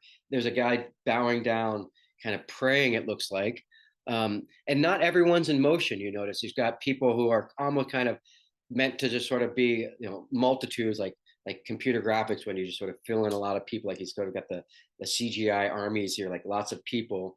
But it's the ones who are in the front that seem to be doing a little bit of the initial migrating, like they're stepping forward. And he is sort of focusing on that one individual in the middle, giving him that red to really make him stand out. But I think what I like about Orozco is he doesn't really answer things. Really, he doesn't. Diego Rivera, I think, is a lot more, puts a spoon in your mouth and helps you swallow. Like, yeah, Orozco is sort of calling this migration, but he's not like showing you people on boats or running. He's showing kind of people moving, but not everyone's moving. So, I think it still kind of it's still left somewhat open ended. And I think that is sort of the magic of his work, that it's not so kind of like, let me just represent this Cortez, let me represent them. There's some examples like that, but I think in some cases he really leaves things kind of in this sort of primal other world. And here, lots of people, but not a clear sense of where they are, where they're coming from, or where they're going. But they are definitely moving, and this is definitely the first panel that sets everything in motion. So that's definitely as far as the physical body as being the key motif here. That's really interesting as far as his other work is concerned, the emotional body, the dance. And he's not necessarily individualizing, they're definitely individualizing. These are kind of like the faces you were talking about earlier, I think, Milton, kind of this sort of conventional way of kind of trying to designate maybe Mesoamerican versus more European features. I think definitely trying to make it clear that, you know, we're talking about people migrating maybe to the New World or within the New World, but at a very early state. And I think this is a really powerful painting. This is the next one right after Migration, and this is called Human Sacrifice. So who's doing the sacrifice here? Or what's going on here? I mean, it's definitely someone who's having some part of their body removed. Are these the Aztecs?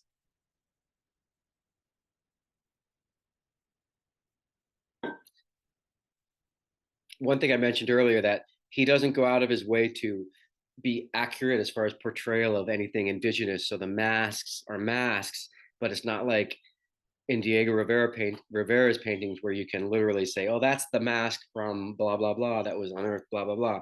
It's almost as if he's really just sort of making almost like it's like a theatrical version of of the Aztecs. Like this is meant to be the Aztecs, but not accurate so much as just enough for you to recognize that this is an Aztec-like civilization. And what do you think is the visual message here? Is this is Orozco saying human sacrifice is good or bad or neither? I would Yes. say neither. What'd you say, Angela? Neither? That wasn't me. That was someone else.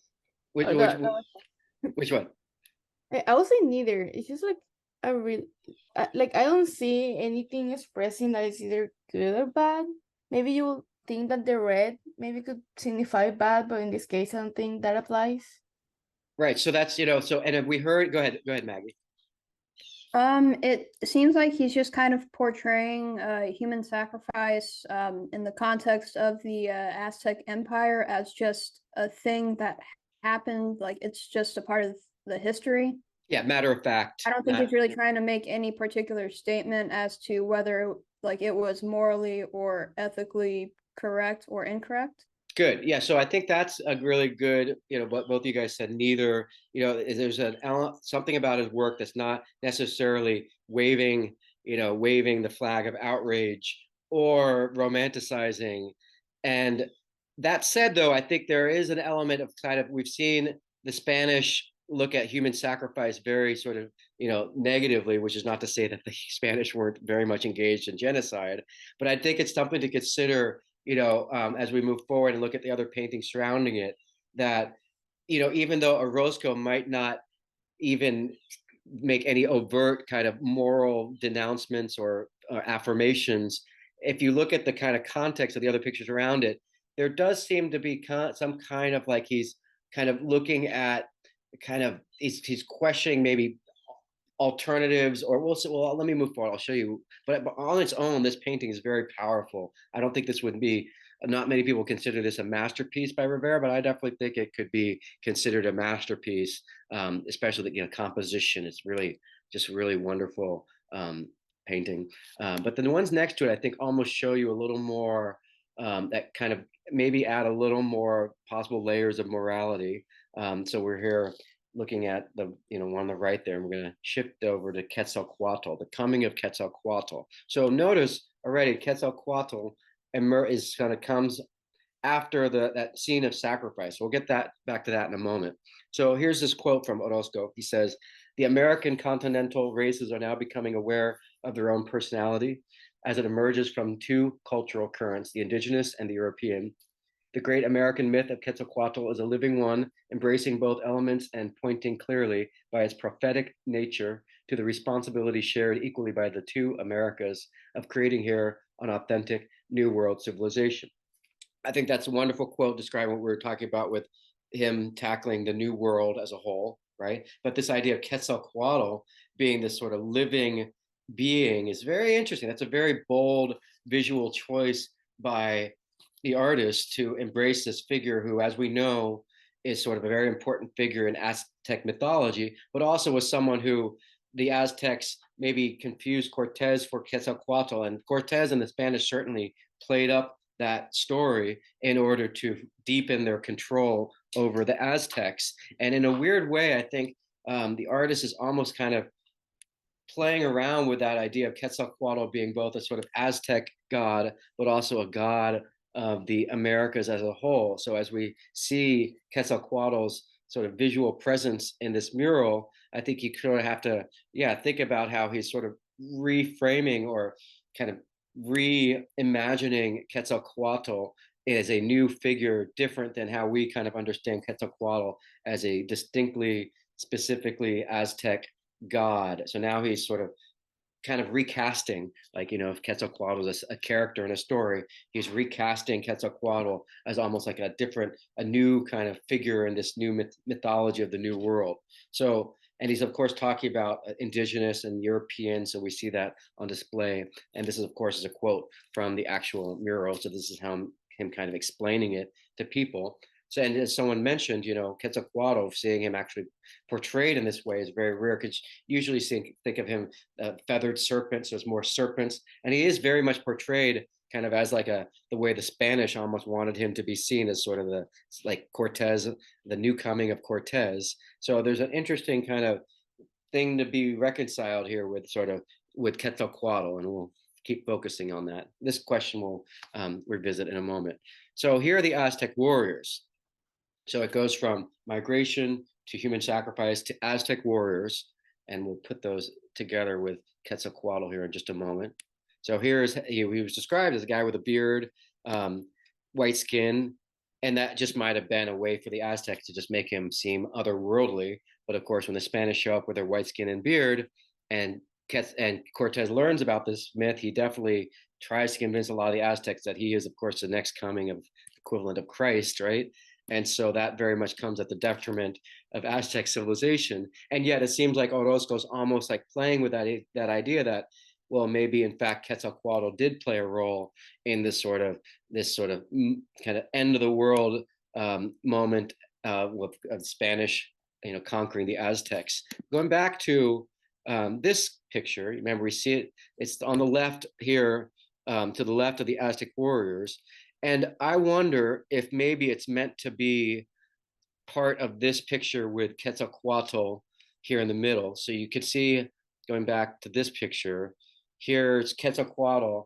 And I wonder, and we'll zoom out in a moment, if the human sacrifice there is meant to be a balance to the person you see farming there on the far right, which is to say, so if we get to here a little further, yeah, so here you see this figure farming there on the right. I wonder if that figure farming and kneeling down, he's actually an architect, like a mason chiseling into the wall.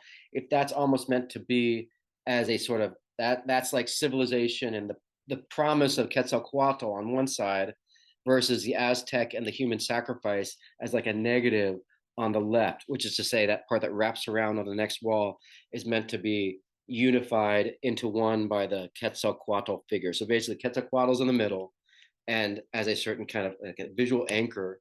And on one side is a sort of human sacrifice and the Aztecs, and then maybe the Maya and the architecture and the corn growing as a sort of the two sides of Native American culture. So I think you could see it as very matter of fact that he's just saying this is part of what was there and sort of just being very not moralizing. But I think you could also maybe see it as part of Quetzalcoatl being this sort of figure in between these two extremes, between sort of progress and civilization and growth and being prosperous versus maybe human sacrifice. And that's up to you to sort of, I think, to decide. But I think I do wonder if the Quetzalcoatl is sort of the unifying figure that unifies that part of the mural that creeps around, kind of goes on to the next wall, and balance is, and he's meant to be sort of a balancing agent, but between those two extremes, between sacrifice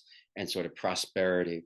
I don't know for sure, but it does seem like Quetzalcoatl's played such a major role in this mural that I wonder if he's sort of meant to be this sort of, because it looks like, tell me about Quetzalcoatl here. So what is he like? Tell me about what's going on with this expression. You see the Aztec warriors there on the left. Sadly, we don't see the human sacrifice. What's this body language all about with Quetzalcoatl? What's he doing with this? With his hands, like yes, Angela. Maybe like separating himself from humans. So kind of that kind of walling himself off, like kind of get away from me, kind of like that. And you could say there's many layers simultaneously of kind of. I feel like it could be him kind of indicating that he's sort of sort of isolated from these two sides, that he's God. You notice he's almost like emerging from like smoke rising up from Teotihuacan, or the equivalent of Teotihuacan. And keep in mind, this is early 1900s, so our understanding of Aztec history is that much better, or that much clearer, perhaps even than in the early 1900s, as far as maybe knowing maybe the relationship between Teotihuacan and the Olmecs and the Aztecs a little better. So he might be limited in maybe his understanding the same way we are compared to people hundreds of years from now. Yes, Emma, did you have your hand up? Yeah, his gesture and like the way that his like forehead like kind of wrinkles and like his gaze towards us almost feels like scolding in a way, or like when someone is like, listen to me, when you kind of wall off your face in that way, you want someone to focus on your face and your expression and what you're saying. So I Yeah, don't know if that has a specific significance. and what about the hands? Yeah, the gesture of like kind of walling off not only your point of view, but like also someone that you're like speaking to in a way, like kind of just honing in. Yeah, I think that's really important. I think this is meant to be like Quetzalcoatl's looking out either at you, the viewer, as sort of this sort of almost like moral outrage, or he's looking down at the people below with some kind of outrage. I definitely feel like he's upset. I get a sense that Quetzalcoatl is very like kind of angry or upset the god, like his hands are up kind of in disbelief. Am I totally off on that? No, very very similar, I think. And also kind of religious in some ways when you're kind of like praising in a way where your hands are up. So Yeah, again, yeah. religious context there. So what do you think is he looking down? So one interpretation I think is he's looking down below, and he's sort of observing, like you notice this one guy's kind of being entombed into like the boulder, the bricks of Teotihuacan. Looks almost like they're just putting this body into the sort of the pyramid. Maybe is sort of they're implying maybe these buildings were all built on using violence or murder and bloodshed, and maybe referring back to the number of skulls they found inside the temples. Or maybe these Native Americans are meant to be seen as idle, as an IDLE. That I don't know. I don't know, but I do wonder if that this Quetzalcoatl force. I do know he's sort of meant to be seen as sort of this force for good, bringing sort of enlightenment to the new world.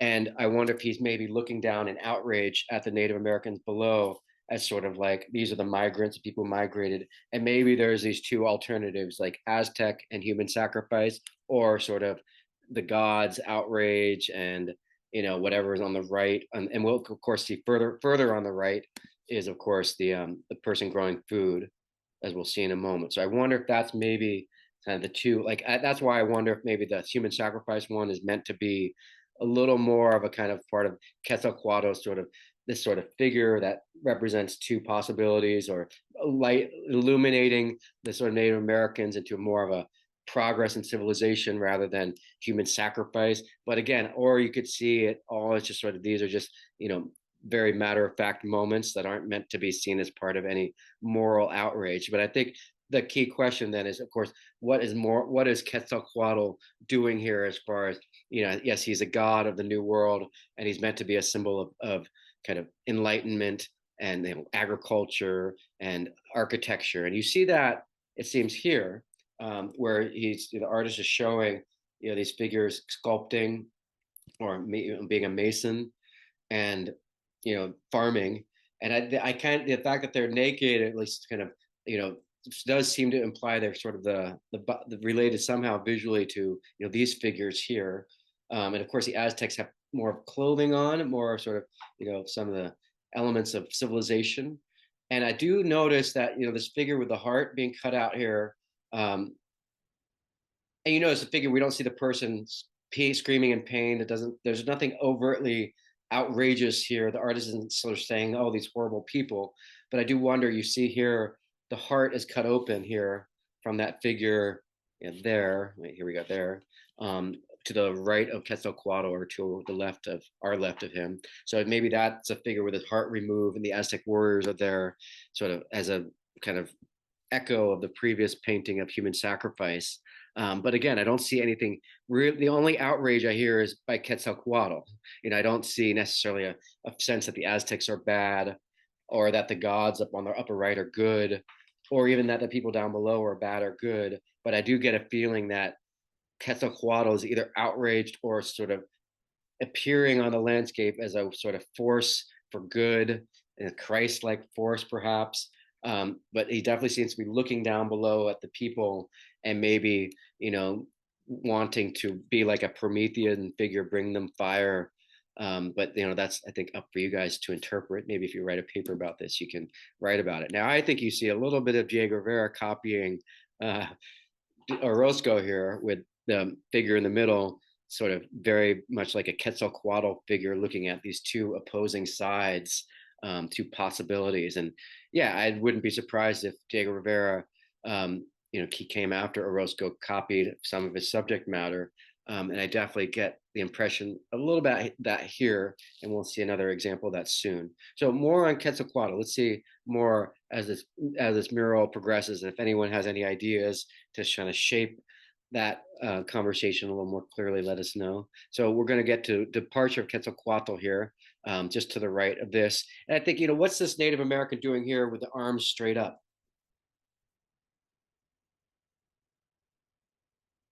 That's another very emotional, we're not seeing faces smiling or being, hey, this guy is sort of serious and dedicated and focused. And you could say this is sort of like the Mexican muralist, a reference to what Orozco's doing, making art, But what's this guy doing here with his hand straight up? What's that body language for you? I feel like it's like resistance type of Yeah, feeling that we have. yeah. Resisting something that he's fighting. It's someone, something like that. Maybe he's a I know student. they're fighting, but more like that resistance way, Yeah, like you mean like resistance, like fight the fight, Yeah. like power to the people. Maggie? Yeah, I mean, I was just gonna say something similar.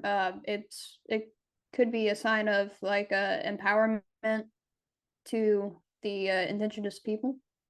Yeah, it reminded me of Lady Liberty holding the flag up with the revolution, maybe. And there's something about revolution, the arm being up, waving the flag or holding your arm up as like even Black Power, the fist, the closed fist, hand in the air, you're elevating yourself upward. So, I think you can trace migration, the theme of that, back to Orozco. Maybe this hand, fist in the air or hand up in the air as a symbol of resistance is something the Chicano movement will probably latch onto as sort of a visual motif. But he's using it here as almost like a transition from this sort of moment of agriculture and prosperity to what seems to be calamity. Oh, notice we have the human figure moving, the blurry human figure shadow, a ghost moving by Quetzalcoatl. That's pretty fun, especially given the subject. So here we shift in tone away to almost another mural. That's why I say that first part seems to be all together, with Quetzalcoatl linking the human sacrifice all the way up to that golden age, the corn growing or the farming and the architecture. And then we shift to this moment of calamity. Here we've got Orozco next to Quetzalcoatl showing us scale. She's right in the middle of that X. And you can see the underdrawing. What does he have there in the drawing? Oh, notice what's in the drawing underneath Quetzalcoatl. I hadn't noticed this until now. What's that animal there? Looks like a fish. Yeah, it looks like a fish, doesn't it? And it didn't survive. Isn't that interesting, right? What does that tell you? Changed his mind. Yeah, right. He must have decided, he was originally going to go with the fish. Because I'm looking, it's right under the arm, right? Am I wrong? It's right about where those snake heads would be, right? It's just under his kind of sleeve. Emma, what do you think? I think it may have been that he saw the fish as too peaceful, and that like this sort of idea of a sea of serpents would be more impactful and aggressive in the way that his stance is like pointing. gestural in that way. Yeah, and I mean he is Quetzalcoatl, and that's feathered serpent. So certainly serpents are a more expected attribute. And I wonder if maybe Jesus Christ is often associated with fish, and obviously there's water here, so maybe he was trying to emphasize the fact that it's the water. But he definitely changed his mind, unless we're thinking about this wrong. I think we could agree he changed his mind and went from fish. And I'm gonna say maybe even we could find this photo, maybe other photos, but maybe there were other fish down below or something else. I don't necessarily see snakes there. I see some other curling something. So, maybe he was just trying to visually anchor the idea of water. But definitely I agree, it's more powerful. These snakes writhing in the water, really like the churning water with snakes, is much more visually powerful. And it is kind of like the arm up, you could say, maybe like one of them even looks like it doesn't want that middle one look like a fist in the air, kind of like the man with his hand up. Like maybe that's what he's doing. He's like, oh, the snakes are maybe more like this sort of indigenous with their hands kind of turning into these snakes. And you might notice a reference here. What do you think you look at these paintings enough, you start noticing things. So what do you think I'm noticing here that's similar? Here's Diego Rivera's painting from the same year or right around the same time. And here's Orozco's painting. What am I noticing here? Well, look at the body language here. At first glance, they're very different. But the more I look at it, especially that right arm, how rigid it is, it really feels like he saw this painting and the white. And for me, the deal closer is when the white outfit and the body language, they both, and I'm not saying that it even matters, but I wonder if Diego Rivera or Orozco were sort of copying something about this body language of Zapata, because that really rigid right arm feels so specific to me and so kind of, yeah, just so distinct.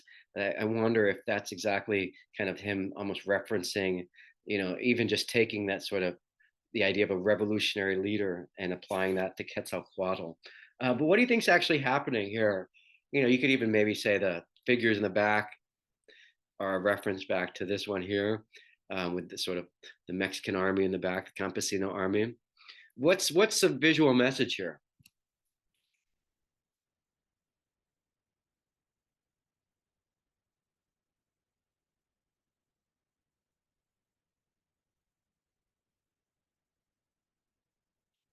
And that's what I like about Orozco. It's not so obvious, is it? It's not immediately clear. Yeah, I think that's one of the big things I like about his work. He's not really, yeah, he doesn't satisfy immediately. Yes, Maggie.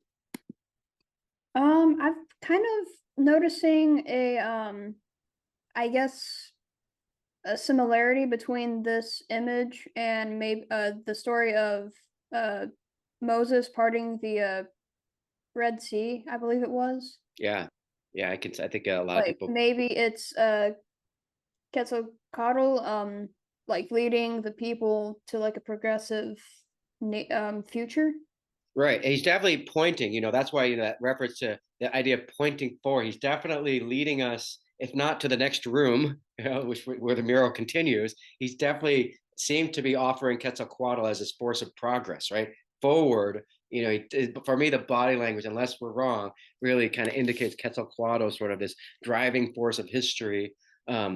Maybe even in a way, maybe this is sort of him saying, in spite of this calamity, which will be the Spanish conquest, still your destiny is forward. And it's just maybe part of the ongoing sort of history of struggle. And, it's sort of maybe just Quetzalcoatl in the same way, maybe you might imagine the Old Testament God as being very wrathful, but not, but you don't take it personally, right? So, God has to, treat, the universe without morality, perhaps, because that's sort of how the story unfolds. So, it's a good question of sort of what is, because if we are to agree with the scholars that there's no sense of progress in Orozco's view of history, well, then what are we to make of Quetzalcoatl being sort of this Christ-like kind of figure of leading people forward, even in this moment of calamity? Because it looks like we're seeing like the fall, some kind of hint of, the decline. People are very like, their body language is like they're recoiling away from whatever spectacle they're seeing here, waters rising, yeah, the floods, maybe, serpents. Remember the Aztecs believed in a cyclical sense of the world, and human sacrifice would cause the cycle to be reborn and continue. So this is perhaps Orozco sort of filtering some of that millenarian end of the world anxiety, and sort of using that as a way to explain what happened next with the conquests of the Americas. But still, it's still open. But I do think the fact that the snake does look very much like a human fist is, for me, visually notable. Yes, Milton. Do you know about Queen Calafia? No, I never even heard that name. Maybe I haven't. I hadn't remembered it, but tell us. It's from this obscure, well, not obscure, but it was from this at the time popular Spanish chivalric story, and a lot of, and like later on, and Calafia lived in this island full of Amazons in this story called California. And when like when Spanish, like, conquistadors and like navigators found, like, came upon California, they thought it was an island, right? So they named it California, the peninsula, and also like the upper part. And since then, there's like a lot of these murals and stuff, like in the California State Building. There's like a Diego Rivera mural. There's this like a mural in this hotel in San Francisco. They use Queen Calafia as this sort of symbol for California, like a shorthand. Like, you should Google the Diego Rivera mural. It's really nice, where it's like showing like a Californian industry and workers. And I kind of like thought about that because we were like talking about Quetzalcoatl and how like he's being used as a symbol for like the Americas, and like as like a sort of new America, like a new god of the Americas. And I thought it was just interesting how like these muralists will use like these sort of symbols where uh these figures who, like, mythological figures who represent like a place or like a concept, you know and Yeah, like they're like taking it like pop culture, almost like removing them from that and like reframing them, kind of thing. right, like Queen Calafia in like that original chivalric story is just like, I don't know, it's like a queen of some exotic island, but that transformed into a representation of California. Like Quetzalcoatl is originally this feather god, the serpent feathered god, to like a very specific like culture in the Americas. But here it's now representing all the Americas and has like a greater meaning now. Right. So that's a really good point. So when we look at Diego Rivera, I don't think Diego Rivera would ever do this because I think he would feel an obligation to keep Quetzalcoatl as sort of a god of the Aztec and honor the Aztec indigenous and sort of, and maybe even not even try to create some sort of new world. Because I think what Orozco, what makes him so different than the others, is he doesn't necessarily have the same kind of driving motives to maybe honor indigenous culture so much as tackle the new world. And I think, yes, I think he's doing something that maybe others wouldn't do with Quetzalcoatl, which is sort of reinvent him as sort of this. Yeah, I think you're totally right. He's almost like, it's like some of the early ideas of the new world from Columbus and others, this sort of fantasy landscape with exotic creatures and unicorns. And it is, I think, in a similar vein with him kind of taking Quetzalcoatl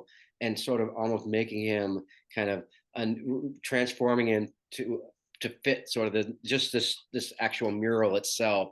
And I think I agree. It's sort of taking, it's similar to, I think, the story you're kind of describing, is sort of almost fantastical qualities of how the human imagination takes this culture, like syncretizing, like the way the Spanish did with the Aztec feathers, perhaps, treating it with the same kind of like, just, it's useful. It's an opportunity to use this to kind of tell the story that he wants to tell here. So yeah, go on. Yeah, I just have a tangent that I thought was I thought was sort of not ironic, but I just thought it was sort of like a it was just interesting to me because while you were talking, I was like reading a little bit about this mural in Dartmouth, and I came across this whole controversy about where when this was initially like shown, a bunch of students like actually didn't like it, and like faculty members thought it like didn't represent the like school, or like thought it was too critical, or you know, like there was some controversy about it.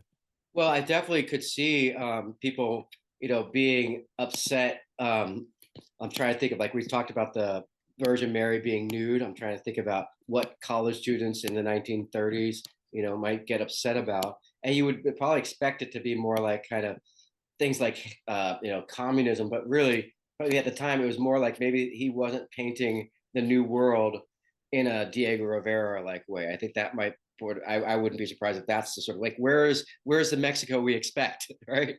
This is I not. think, yeah, I think that's part of it, but I think also part of it was like, because like, so here's the wild thing. In response, one of the student artists like made his own mural like in another part of the school, which is like, and it was supposed to be like this mural, I forget what it's called, but it was in like the cafeteria area.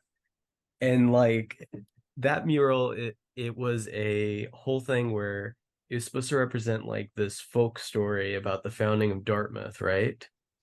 But like it was like I looked at it and they like, here's the thing, in 2018 they recently removed it because it was like it was pretty racist. It was like this whole thing where it was like, the founder of Dartmouth meeting the indigenous people like in Oh the boy. area, and like he gives them alcohol and they all become drunk. Like, I'm serious. Well, that's probably the nature of the argument against this bureau, right? That's probably what they were. So that he responded to the criticism by making that one, right? Sounds like, and that's kind of goes to the heart of maybe their perspective on it. Maybe they felt like this was supposed to be more Dartmouth subject matter, and this kind of maybe goes back to Maggie's question: why this mural? Why did they commission him to make this in Dartmouth? And you can think about, Mexico and New Hampshire couldn't be further apart. So maybe the Dartmouth students were just sort of, suddenly exposed to this subject matter that just sort of totally rocked their world. And, just imagine, being in college in the 1930s, coming in here and seeing, snakes and, these all the kinds of things you see right here. And it's still, even today, like to me, I still find it really quirky and hard to totally digest because this Quetzalcoatl figure is so maybe confusing to us. And I think that's sort of the nature of maybe that part of the Spanish conquest, that that he was such a sort of chameleon like figure serving both the Aztecs in a way and the Spanish, as far as them using him to conquer. But that's what, maybe if we can look at those pictures, might be fun to take a look at next class. Anything controversial is always interesting as it relates to murals because it's almost Yeah. asking for it. It was also like the other controversy about it was like it did, the trope about like sexualizing like indigenous women.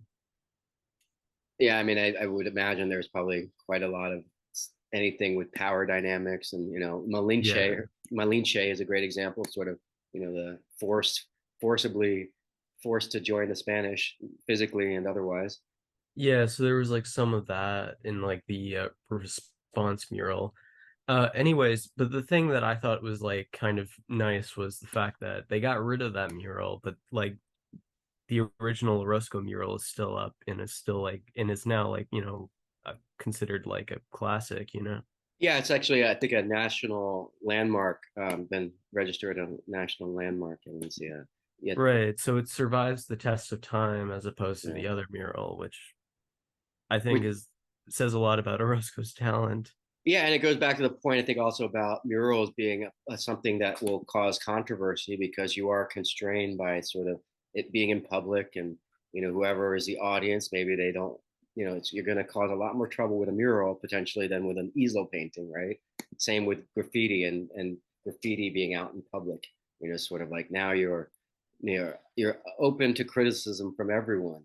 And I think the fact that he isn't so maybe moral about a lot of these moments might also be part of the anxiety that might lead to some of the controversy you're describing, because it doesn't feel like there's a real necessarily sense of progress that some people talk about. Here are some of the sort of details.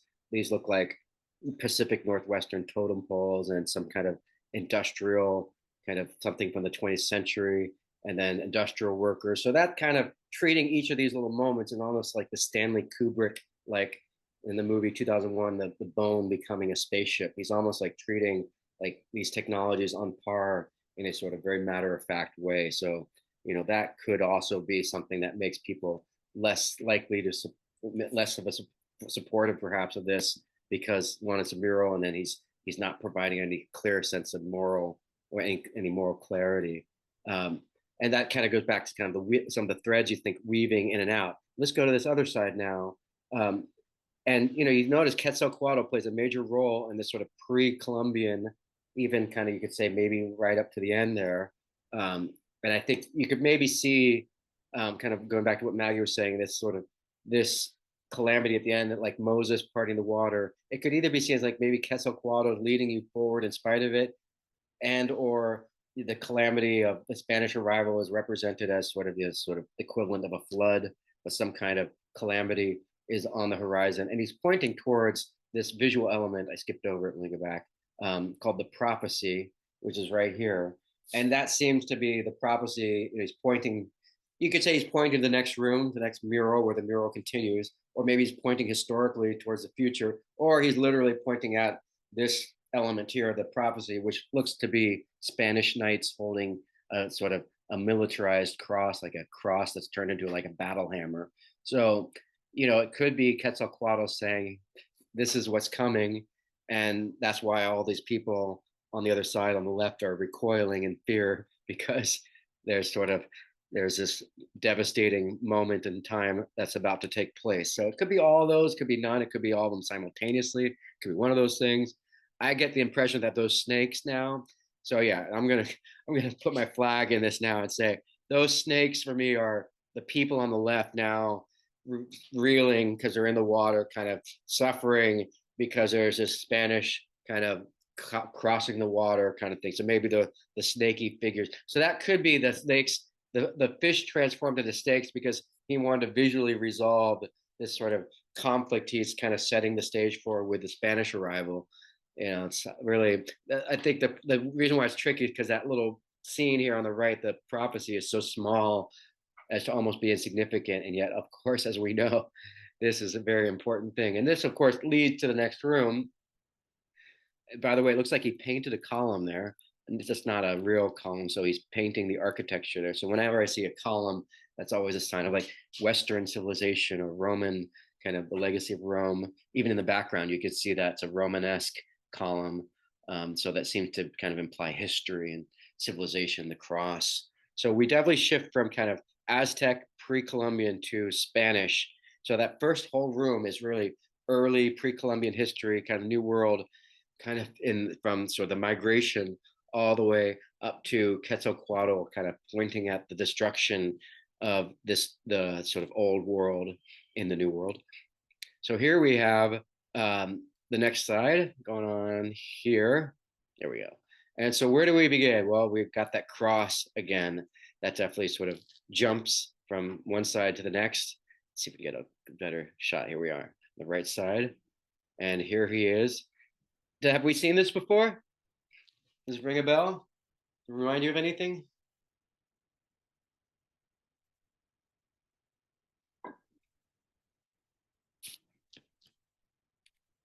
I'm definitely getting strong Conquest of Cholula, Massacre of Cholula vibes here. Am I wrong? You see the kind of visual connection there? Yeah, I I see it. do, yeah. I think I it's mean, not. Yeah, go ahead. Yeah, let me hear what you have to say. I was gonna say, I mean, I kind of see it. Like, I was gonna say, like, everything looks like a lot more, almost like robotic, which I think is interesting. Like, the cross is really kind of wonky looking.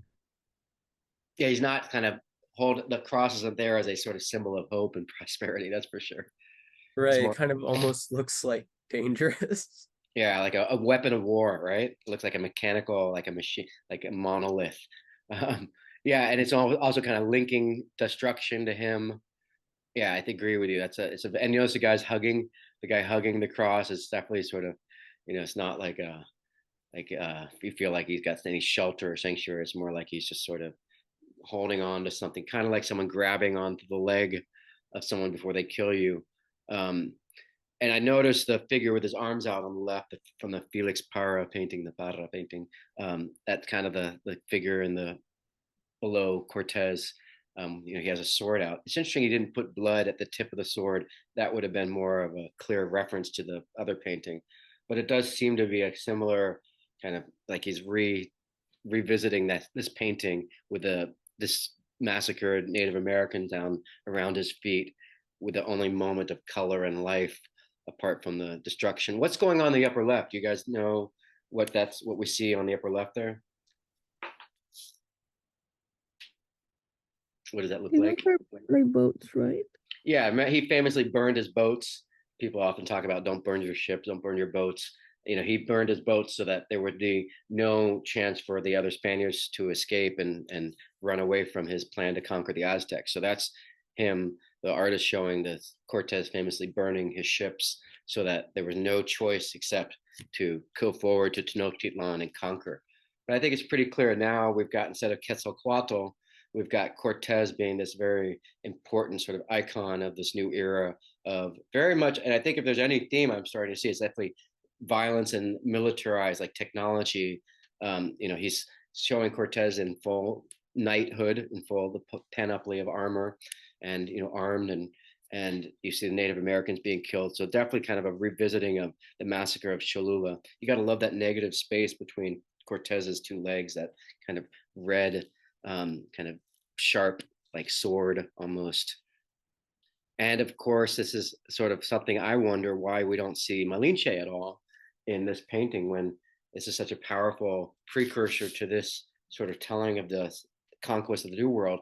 I really notice her absence in, and by the way, I think Frida Kahlo probably took some reference with the hands being held here between the two of them. But I really wonder why La Malinche doesn't play a role here.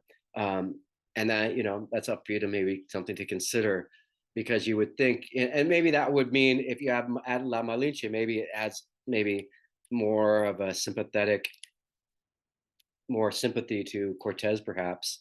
But you almost wonder, like, she's so important as far as the identity, that in a way, maybe he's not talking about identity here as much as he's talking about there's another important theme linking everything together, not so much sort of how Mexican identity came to being so much as something else. So let's keep moving forward. I think you'll see technology is definitely one thing that we see more on this side. And we shift here from Cortez, very much like a man surrounded by armor with destruction behind him, people suffering, and Christianity being the sort of kind of idol, to these moments of machinery. And I just love Orozco's when he just does a lot of mechanic. I'm not saying I visually would say it's as pleasing as other paintings, but I just love that he goes full all in on this stuff. I could see artists like James Rosenquist copying some of this stuff. I think you probably will find examples of more artists who are pollinated or fertilized or inspired by Orozco's treatment of industry and industrial things, because they are so ungratifying. It's like all the machinery without any of the sort of benefits of machinery. We don't see this making the world better. We don't necessarily see how it's, making life easier, more convenient. It just feels like kind of like similar to the way Milton described the cross here. So like almost this mechanical object that is sort of like monolithic and like a wall of machines, and definitely not a promising view of technology. It definitely sort of seems to imply technology's kind of got this sort of power, but also just it's cold and lifeless, and it's a sort of very kind of inhuman. And here is another part that's, we can start recognizing things here. We've got Pancho Villa here. This is called Anglo America, and these are the titles, and Mexican America. So you sort of see Well, what do you see here? What's going on here? I think it's a little puzzling for me, the part on the left, the woman teacher figure. What's going on here? You got your sort of Pancho Villa guys with covered in medals. What's going on with the teacher there? Maybe let's go back to our other view here and see her. I love these 3D views. Yeah, I have a feeling the people who are upset by this mural were maybe more upset. But yeah, it could be here. This could be the part that upset them as far as, here we're treating, Milton. This wouldn't be surprised me as maybe the part that upset them, because here you are, he is including the United States. And maybe there's something about this that's maybe upset people. But like, what would upset them, I guess? Well, I just wonder if maybe, this is where they're expecting some kind of treatment of something American subject matter. And maybe there's something about it where they just felt like, oh, maybe it's being too critical of the United States, because he's definitely, seems like the one moment where he's actually kind of acknowledging the United States as part of the New World story.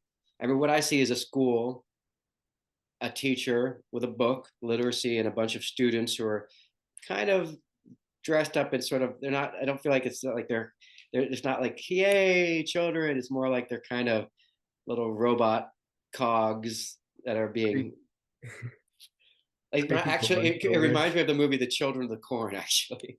I was gonna say, it reminds me of that one movie. Have you ever seen that one horror movie about like the little kids who are all Yes. born at the same Yeah, time? that's it. Yeah, that's the movie I'm talking about, Children of the Corn. No, it's not Children Oh, of it's the not? Corn. No, it's not? Okay.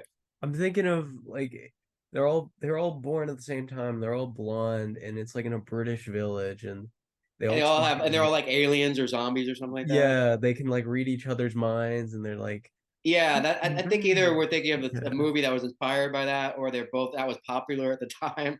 Maybe Orozco inspired all those movies. Who knows? But I feel like that's kind of the same. There's something almost creepy about the children being so like, almost like they remind me of like pictures from Nazi Germany, where you see the kids are all wearing white and blue-eyed and blonde, and they look very much like proto-Nazis, like they're just being raised to become Nazis. But now that I say that, I feel like I'm being too mean to maybe what Orozco was trying to do here. Because now when I step back, I'm like, well, I'm still looking at a teacher with kids, a student, and a book, and a classroom. Like, am I just too cynical here? Are we being too cynical about this little scene of a little moment of Anglo America, as he calls it?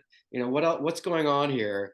Why does he include this? Because clearly it's big. He's raising this stature of this figure, this icon, into equal size as Zapata or Pancho Villa here. So what's going on? What's he saying about? Is a statement about the United States? Yes, Angela. So I wouldn't know how to answer that question, but I did want to comment, like, some of the children have like normal looking complexions, and then some other figures are just completely yellow, especially the teacher. So it makes me think that they're being portrayed as like sickly, which would make sense given the context that they did spread disease. Yeah, and it could. No, it's an interesting point that the teacher had a little more, saturation on the kind of complexion. There definitely seemed to be a choice by the artist to kind of give the teacher a little bit of a different kind of. It could just be maybe to make her an adult, but I agree. She almost looks like George Washington to me. Like there's almost, maybe she's almost like a reference to a famous female figure from American history. The blue dress is definitely very specific color, but I definitely feel like I see just on its at face value, see a classroom with students, with a teacher with a book. It seems like he's saying something positive, but at the same time, I also feel like maybe these figures behind them, that the hordes of men with bowler hats, or the hat there, the fedoras, maybe that's sort of implying the future of these children. They're like sort of industrialized children that are just going to become part of this industrial behemoth, which is the United States. But that said, the classroom, the kids, they all feel like maybe something from Andrew Wyeth painting. Like Andrew Wyeth has these kind of romantic pictures of like a woman in the field looking at a country home. It almost has like a pre-industrial era quality to me. That might be something to write about for paper. Sort of what inspired this figure, because she's almost like Quetzalcoatl, like and her stature here. She's very important, visually important. So any other thoughts about this figure? I like that we don't necessarily know all the answers immediately. And that might be a very interesting point about sort of the way the teacher is sort of meant to almost look differently, and maybe the kids are kind of meant to be like sickly, maybe something inhuman about them. But if you have any thoughts, please chime in. Let's keep looking at more of this, because I think you'll see this as part of again, like I said earlier, the Quetzalcoatl was sort of balancing the two opposition sides. Well, on this side, I think you really see that this figure of kind of Pancho Villa here is really kind of meant to be the balance, the sort of anchor between these two other things on either side here, which is the sort of Anglo-America, and then on the right, this thing called this is the gods of the modern world. And so, the military stuff, I'm sorry, the machinery seemed to go more with Cortez, perhaps. Let's see it in actual context. So yeah, you can see it's the ending of this, this room here. So we've got, not letting me back up. There we go. So we've got this machinery here, and it seems like this whole area is one piece with this kind of figure connecting this side. And the reason, well, what do you think about what might be a possible connection between the left and the right side to support the idea that maybe it's meant to be seen as the entirety, like one whole with Pancho Villa, the Mexican Revolution in the middle? Like, what's the connection between that figure, the teacher in the schoolroom, and the subject matter on the right side? Any visual or content connection there between this sort of skeleton giving birth? I see like some of the skeletons have one of those, I forgot the name, the hats that you use when you graduate. Yeah, the graduation hat. I think there's a real hat for that, name word for that. Yeah. So they're all like, there's a student reference, like graduation. They've got the robes that you would see at graduation, and you notice we've got little like skeletal babies inside of some kind of display, like a scientific display. So There's those, a lot of books. yeah, and books, right? So there's definitely a reference to education, right? This kid being born. Those look like the people in the back are the kind of, those are the outfits that the president of the school would wear, the chancellor or the dean. These are sort of it's very militarized too when you think of academia. But so we sort of see academia on the right, and then on the left you see the school children with the teacher. So that's why I wonder if maybe the artist is sort of showing, like earlier, human sacrifice and then the golden age. Maybe on the left here we see the United States in a state of innocence, and on the right the sort of industrialization of education. What do you think, Milton? Show your hand up. You there, Milton? Sorry, I have a question Yeah, go for it. regarding the academia.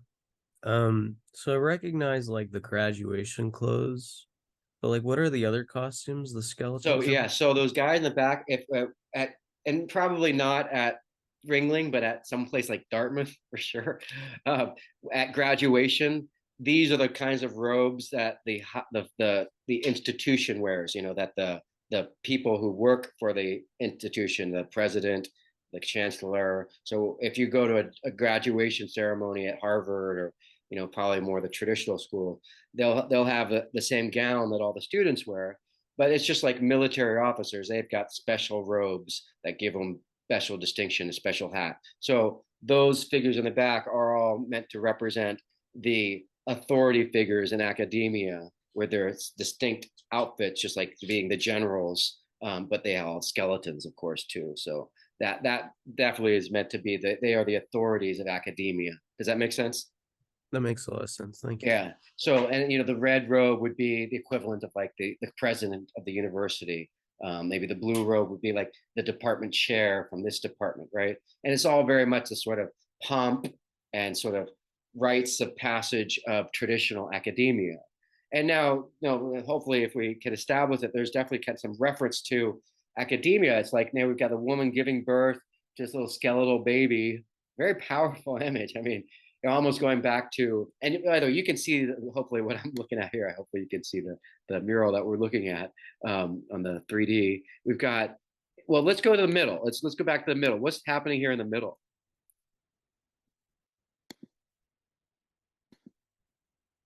I think it's almost better with the 3D view. Well, who are the figures? Well, I know this is supposed to be like an American military figure stabbing the Mexican Revolution in the back kind of thing. We saw that, of course, with the United States playing a very active role in steering the outcome of the Mexican Revolution. On the left, it feels more like you've got maybe the Bolivarian kind of, liberator slash, strongman slash just the military. Maybe so it's the money profiting elements of industrialization and war. But definitely, overall, we're looking at the Mexican Revolution here, right? With this figure of like a Pancho Villa figure in the middle, kind of looking out at us, very kind of not necessarily happy or sad, but you kind of feel like this is sort of a moment where he's describing the Mexican Revolution. But interestingly, with this sort of this very powerful painting just to its right of the gods of the modern world. And it could be this could be what led to some controversy at Dartmouth, Milton. Definitely, this could be, I think, a possibility if you're a student at Dartmouth College in 1930s, right? And you see this mural, and it's basically like, yeah, you're basically it's like a dead newborn. With that's equivalent of what your education is. That's kind of the message here, right? Aren't these little test tube babies kind of the same kids that we see, on the left side there? These children are kind of almost, you could say they are the equivalent or the precursors or whatever the analogies to the analogs to these little babies inside the little test tubes. There could be a connection there, and it could be like this is something that upset the students who want to sort of have the muralists flatter them for being bright students who got into Dartmouth. That's okay. Thanks, Almondra. So this is a great, powerful painting. Just the idea of childbirth, but also it seems like a very stinging critique of academia, basically being what a place that gives birth to dead babies, right? Is that because who's delivering the baby? A school teacher, right? A professor. So, and is this the school teacher that we see on the other side before? And who is it? A Mexican woman? Is it a modern woman, or is it just the idea that modern life gives birth to sort of these children who are basically equivalent of dead, maybe exhibit, scientific exhibit kind of stuff. I think you could probably continue to spend time to kind of answer this question. It's the last moment in the mural, right? This is kind of, well, not completely the last, we're not quite there, but definitely on the last of the sort of second part of the mural. And he does seem to be leaving a critique of academia here for the very end. Of course, there's an exit. The door is there. If you want to leave, you can walk out that door. So very powerful painting. And definitely, I think this could be the thing that led to some controversy as far as it referring directly to, academia, higher learning. Any other last comments about this? Here we could see the other last very important. Yes, Angela. Yeah, just I wanted to joke about them being skeletons in graduation gowns and caps. I guess it's just like they're skeletons because senior thesis does that to you. What was the last part you said? Senior thesis just does that to you. I didn't hear you say it one more time. Senior thesis just does that to you. Yeah, absolutely. Yeah, I think that's very, very clear. Any other point? Oh, by the way, here's the sketch that led to it. I think you could see most of the elements survive. Oh, you notice one thing. What is the person giving birth wearing on their head? Do you see that, Angela?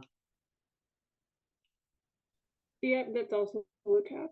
Yeah, so yeah, it looks like that he's got rid of that.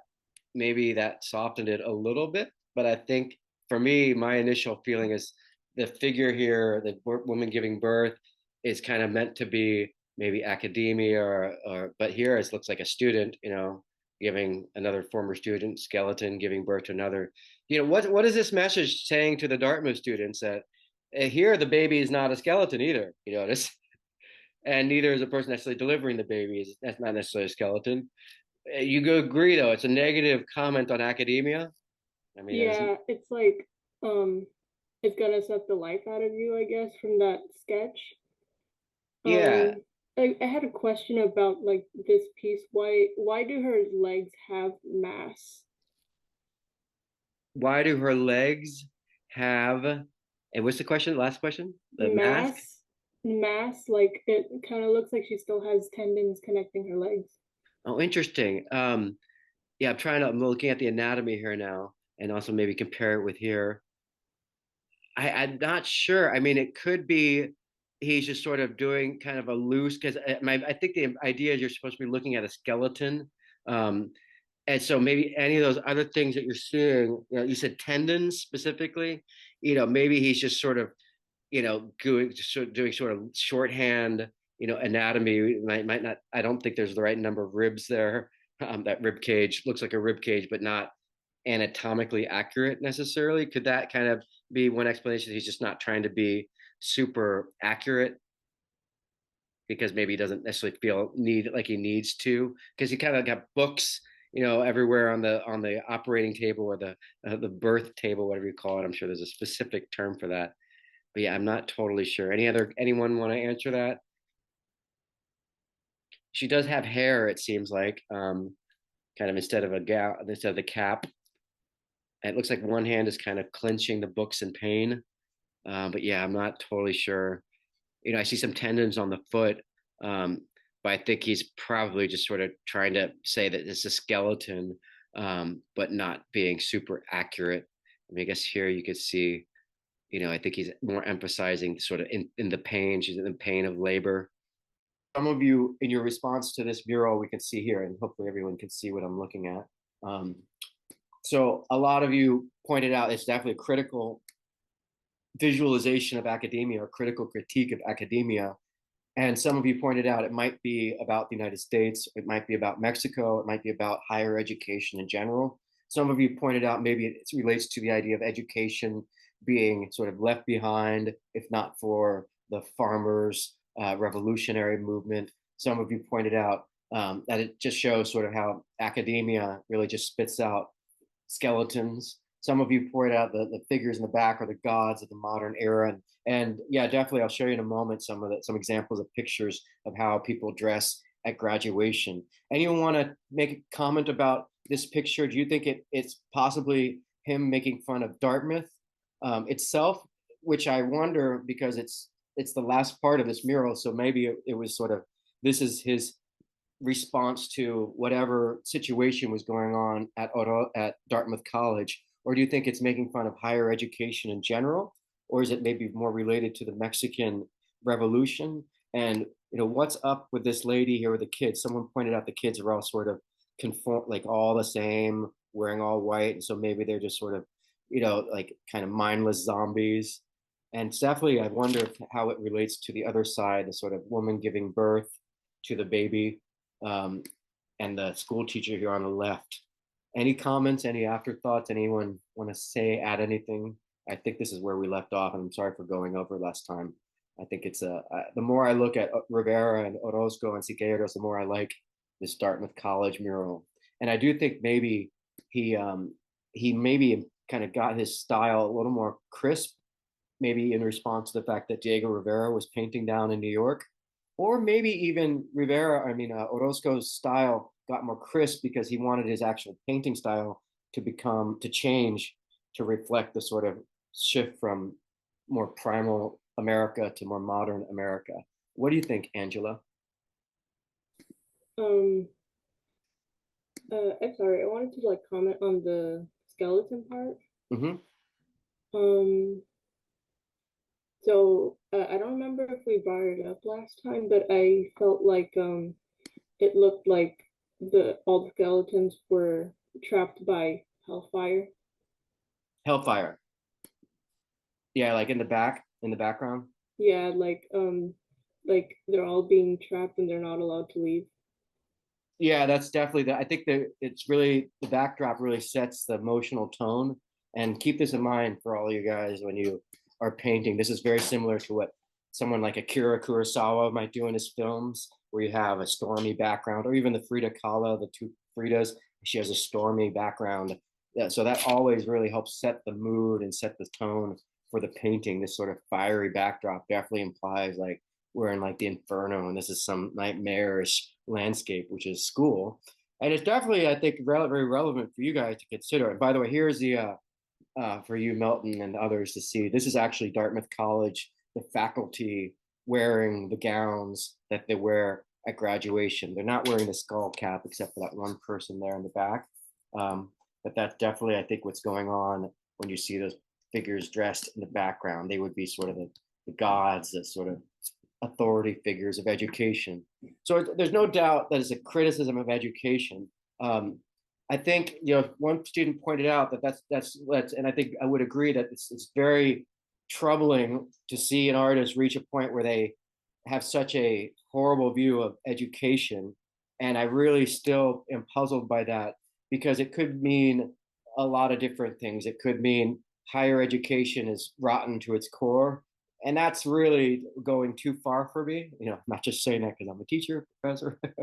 Well, maybe, but also because, I think all of us value education. So he left out the titles on the books, which I think is an important omission.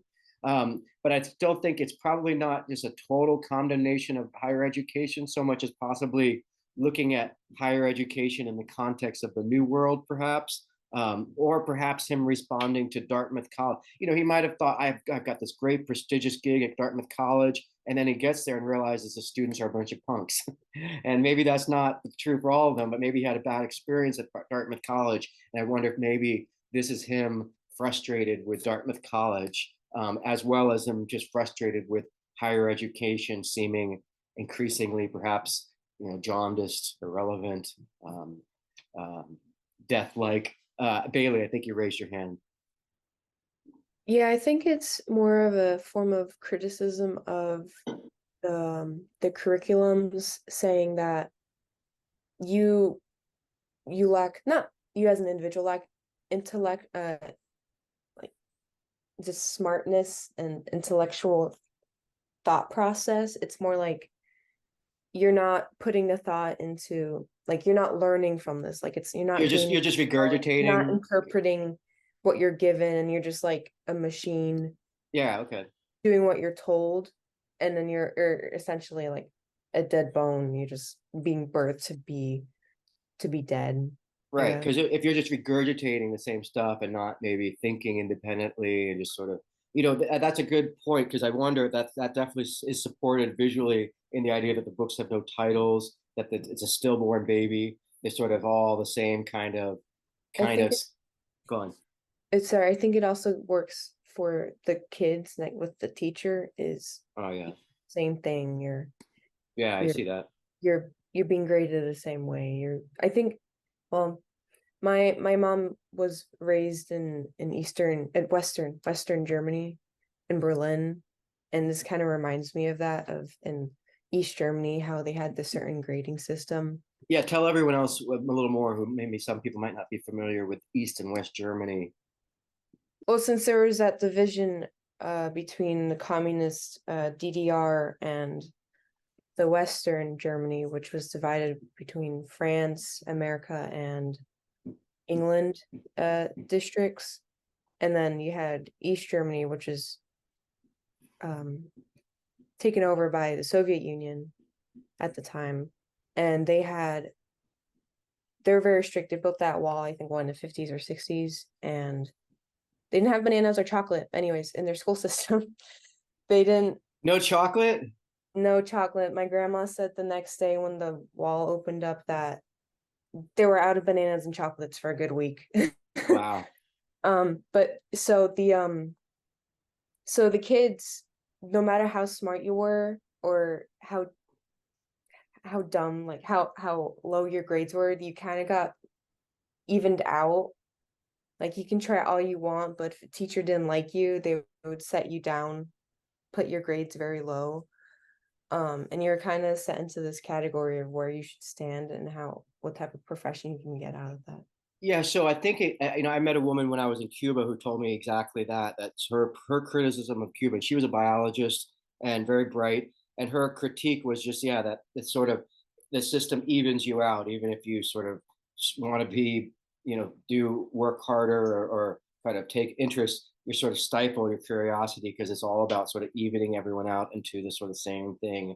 And I think you see that with the kids of the white shirt. What an interesting experience for your mom to should be able to share with you about living, because what she's talking about after World War II, the Soviet Union, of course, conquered Berlin and the United States, and the Allies conquered Western Berlin a little later, and I say conquered, you could say liberated, conquered, beat the Nazis, and then they divided Germany and Berlin in half, and that's sort of the beginning of the Cold War, and that lasted up until the 1980s, late 1980s, early 90s, when the wall came down.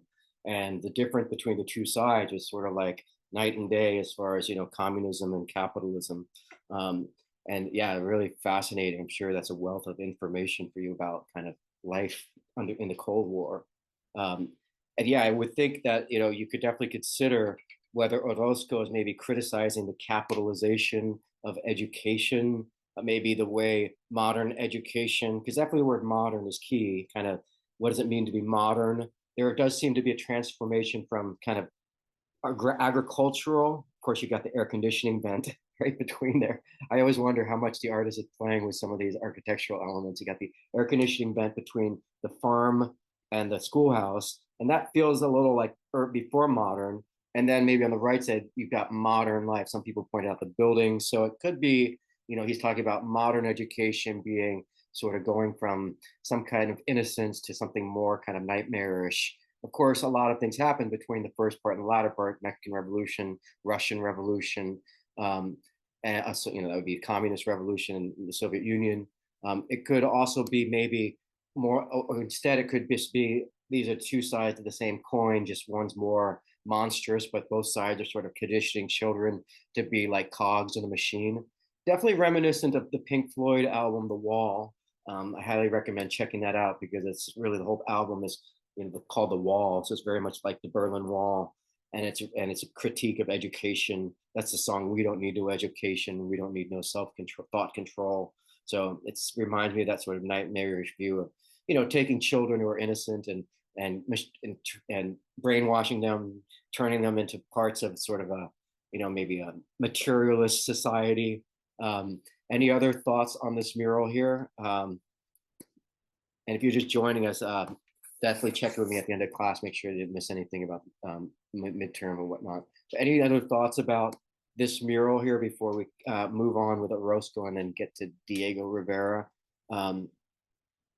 It's definitely is critical. Definitely, I think it's a very stinging critique of higher education. And I do wonder if there's maybe if he, there's some people who think higher education is just like 13th, 14th grade. I think a lot of other people would say, college education is great. It's all about kind of what you get out of it. And, it might prepare you for a career, for working for the man, working for the machine, working for the sort of the capitalist masters of war. But I hope you guys find some real good value out of college education. You don't have the same, you don't feel like a test tube baby here.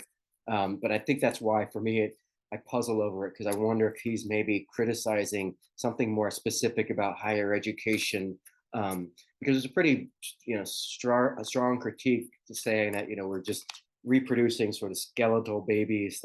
I presume that the woman giving birth is higher education and is being over as the institution, like she represents higher education, and the people standing around her are just sort of these authority figures from higher education witnessing this sort of scary like birth spectacle.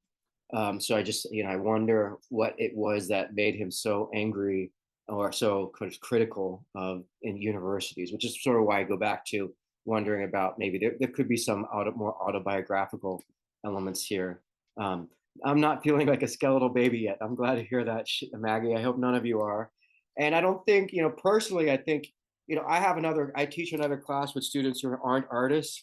And definitely I get a feeling from some of them that they don't really understand why they're like there's almost an attitude like whatever they can do to not be in class, they've sort of hacked the system, and like sneaking out and not being in class is sort of almost something that other students, maybe higher, maybe upper level students are influencing them with their sort of attitude. And I'm not sure if that's what's going on, but definitely get a little less sense of a sense of, oh, I know why I'm here and what I'm doing and the value of this. And I think the problem I see with that is if you take that attitude, you're going to take that attitude out into life. And when you're dating someone or hanging out with friends or at your job, if you have the same feeling like, oh, I'm just in this for me, I don't see the purpose of me even having to be here. Well, when does life begin with you? You know, there's all kinds of things in life that aren't necessarily what we want to be doing in the moment. And those kinds of things give you character, give you a sense of sort of ability to cope with things and all kinds of other wonderful unforeseeable traits. So, you know, I do wonder if maybe college education is just reeling from, in the same way as this mural, kind of reeling from a sense of purpose and, you know, what is the sort of value of college education now that you have the internet, Google a lot of things? Because in one way, you could say a lot of education around the world is just memorizing facts. You know, especially the more totalitarian the society, the more totalitarian the education. On the other extreme, maybe you have kind of anything goes and capitalism, education can sort of be up to the school district, and that's cool. But I think within that framework, you also have the difference between memorizing facts and regurgitating facts versus thinking independently, being skeptical and questioning authority. And it does seem like in this picture, it's all about authority and not questioning authority. So that could be the heart of his critique, that maybe, you know, I'd like to think that that's more of what he's going for here, that just modern education is producing mindless kids who aren't thinking for themselves, kind of like what I think Bailey said. Oh, forgive me if I'm wrong, Bailey, someone else. But let's take a look at this, more of Orozco. He's got a very interesting a few more interesting moments to share, but it definitely looks like those robes are the same as those ones in the picture. And I think that's George Bush Sr. I didn't mean to pick that slide, but that's him in the middle there in the wheelchair. I think that's why they were all assembled around him. And here is a plague doctor from the Renaissance, from the 1300s, kind of reminded me of the gown that the people are wearing, kind of similar to like the plague doctor, the same kind of scary, menacing outfit. Here's a sketch for it. So, you know, this is the very last part of the mural. I want to briefly look at this. You know, I think what he's doing here, the colors feel like he's almost, like I said earlier, the style of the quality of the mural as a whole, I think shifts from being more loose to being more refined at the end. And here, I think maybe he's playing with very modern colors because he's really showing you that the world is so kind of indelibly modern. Yeah, and education. Yeah, so I'm gonna get back to that theme in just a moment. Yeah, so Sarah pointed out, you know, when we look at this painting here, and I'm gonna go back to it in a second. You know, when we talk about this in the context, and that's why I think Orozco, I don't know if this is being driven by some comment on socialism, you know, because I think Orozco is somewhat more indifferent to the political situation than Rivera and Siqueiros. And that's kind of, and in terms of education, that's kind of why I wanted you guys to look at this particular mural and why it puzzles me, because, you know, when it comes to education, like I was saying in Cuba, the young woman who was complaining about Cuba, you know, she was a very bright biologist, but she felt like there's only so far she could go as a biologist because a system of education that really wants you to just sort of regurgitate information isn't really going to, and also a system that doesn't want you to excel and exceed, doesn't incentivize you to succeed, is really death is a sort of system of a nightmare system of education. And I think the problem with, of course, criticizing education is, well, are you criticizing that which is being taught, or are you criticizing the idea of education itself? Because the latter part is where I definitely would, hesitate to go along with Orozco if he's saying education itself is bad. Well, that's why I just really doubt that that's the message here, so much as him maybe criticizing either higher education or modern education. But he leaves it so vague that I'm not totally sure what it is. I mean, Sarah, do you have an idea? Do you think he's criticizing education in terms of kind of communism and capitalism here? Is it like industrialized education? Is that his critique? Because I definitely would say, as we move forward, if we look at Rivera and Siqueiros, there's a lot more communism that fits into their vision of the world, and it definitely gets them into more trouble in terms of causing more wake. And it's going to be a chance for us to think about kind of sort of reflect on the tricky problem with kind of improving the world according to sort of an idea about human nature without kind of creating more problems than you're trying to solve. And we'll see that more, I think, when we look at Rivera and Siqueiros. But Sarah, did you want to chime in anything about, some people have had experiences, Western Europe, Eastern Europe, like your mom, I can't remember who mentioned that, or even in Cuba or in Venezuela. Okay, so yeah, so a lot more hints to point out a critique. So yeah, it could be more of a critique of like imperialist education. It's definitely something to think about. I really can't say it doesn't look overtly like a critique of capitalist education per se, but that just might be because I don't recognize maybe some of the symbols that he's using from this time. I think it does kind of go back to that woman with the children compared to, the other side. They do seem to be sort of like flanking the Mexican Revolution. And you notice the guy standing in the middle, yeah, exactly. Yeah, he seemed to be kind of indifferent or maybe unaware of the complexities behind him, the Zapatista figure, the Zapata figure. So, it could be sort of like, he's such a tragic figure, unaware of the kind of all the complexities behind him. It could be that the woman school teacher on the left is also the skeleton woman on the right. You notice her book doesn't have any titles on it. But definitely for me, if you're, the key to a revolution or the key to any social change would be education. And if you're getting rid of education, so Sarah's pointing out, I mean, we're kind of taught that imperialism kills in Venezuela. But yeah, so I think, any imperialism is sort of implying like conquering other countries, having a sort of my way or the highway political attitude. And maybe if you're just sort of United States is bad, and that's the sort of the heart of education, well, that's sort of like the United States during the Cold War saying the Soviet Union is bad. It's just kind of a sad reflection of a very politicized world, very polarized world. I definitely think it's important to remember, I'm going to come at it from the point of view that education is good. And, it's not that education itself should be thrown out, but maybe there's something about modern education that maybe Orozco is criticizing, because I think it definitely enters very tricky territory if he's saying just education period is bad, because of course, it's so important to have literacy. The whole point of the Mexican Revolution was to bring one of the first achievements is public education. And why is public education good?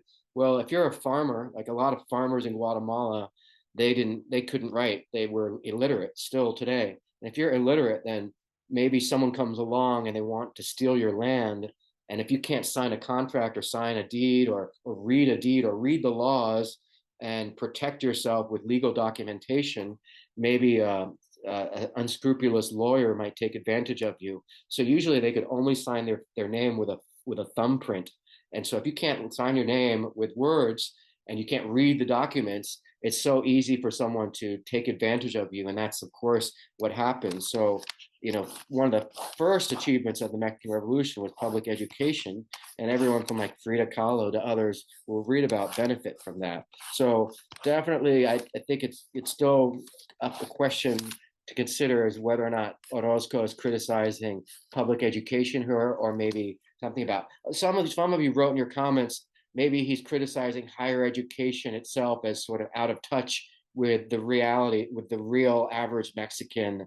And so that this painting of the woman giving birth is more about Mexico and how the elite, in higher education are just churning out skeletal babies and they're sort of totally out of touch with the rest of the world. And that could be why you have the flames in the background. Those are the sort of consequences, like the world is burning while there's sort of this kind of nightmarish birthing that takes place kind of apart from or as the world burns down. So I think that might be a nice sort of halfway point between the two extremes. Yeah, lawyer speak. Yeah, teaching people legal. Yeah, lawyer speak. Yeah, if you ever read legal documents, I always wonder if it's sort of if it's what do you call it? The legals. I can't remember the term for the people they hire. lawyers hire, all these sort of people who are sort of type their documents, and it's definitely a specific kind of language that I have a hard time reading. And so it is very much kind of meant to be a vocabulary of law, and yet you can see how that very quickly can turn into kind of lawyers becoming kind of gatekeepers. And if you're not literate, you really don't have a lot of kind of legal existence in the modern world. So literacy and education for me go hand in hand. So, it's very troubling for me if an artist reaches a point where they're sort of visually condemning literacy. Again, I wonder if maybe he's very angry at Dartmouth College at this point. And again, if you want to check out the mural that Milton brought up, it will give you a sense of maybe the temperament of a small section of the people at Dartmouth College who didn't like the Orozco mural and didn't like it enough to actually commission another muralist to paint another mural, which is god awful. And I think has since been destroyed because I don't know what else they would have done or could have done, because it's just so offensive on so many levels. One thing I would say about nudity and naked bodies in art is almost always in the history of art, and there are many exceptions and there's never any absolutes, but as a general rule, art is not pornography, which is not to say you can't have nudity and all that, or sexuality or sensuality, but generally anything like that in art, it's still telling a story. It's still symbolic. It's still meant to show a sort of value system, innocence, maybe sensuality, maybe vulnerability, but it's never just lust for lust's sake. It's never just to get you off or whatever you want to call it,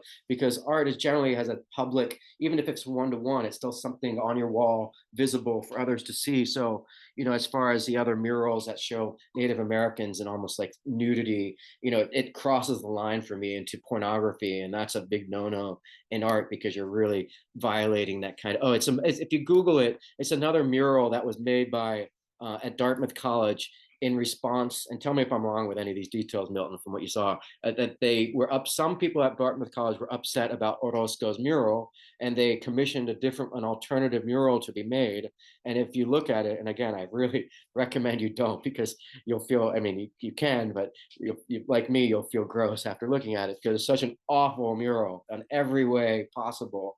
And I think it will go to show maybe why he was so angry at Dartmouth College, because that's what they wanted, and he made this, and people who wanted what they painted after this, if those people were critical of Orozco, I can see why maybe this is perhaps an emotional response, perhaps, to his experience at Dartmouth College.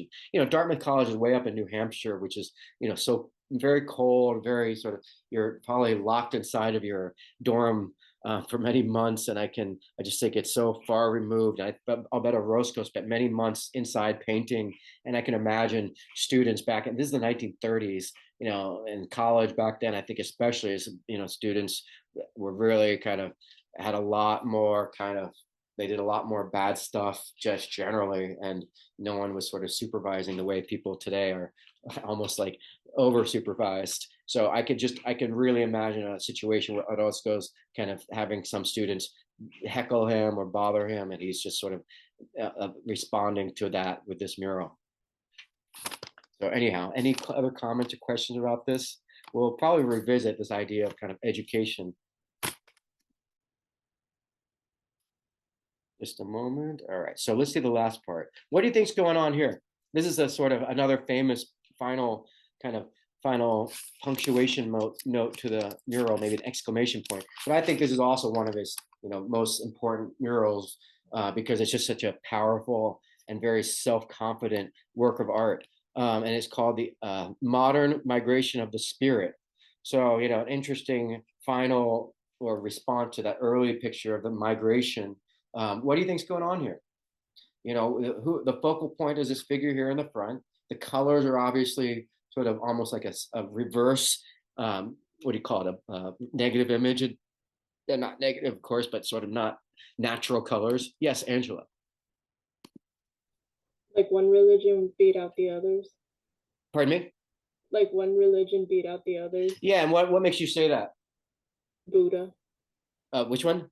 Buddha. Buddha, yeah. So you see the Buddha in the background, a sort of, I guess, almost presumably kind of like a fallen, like a icon that's been smashed or cut.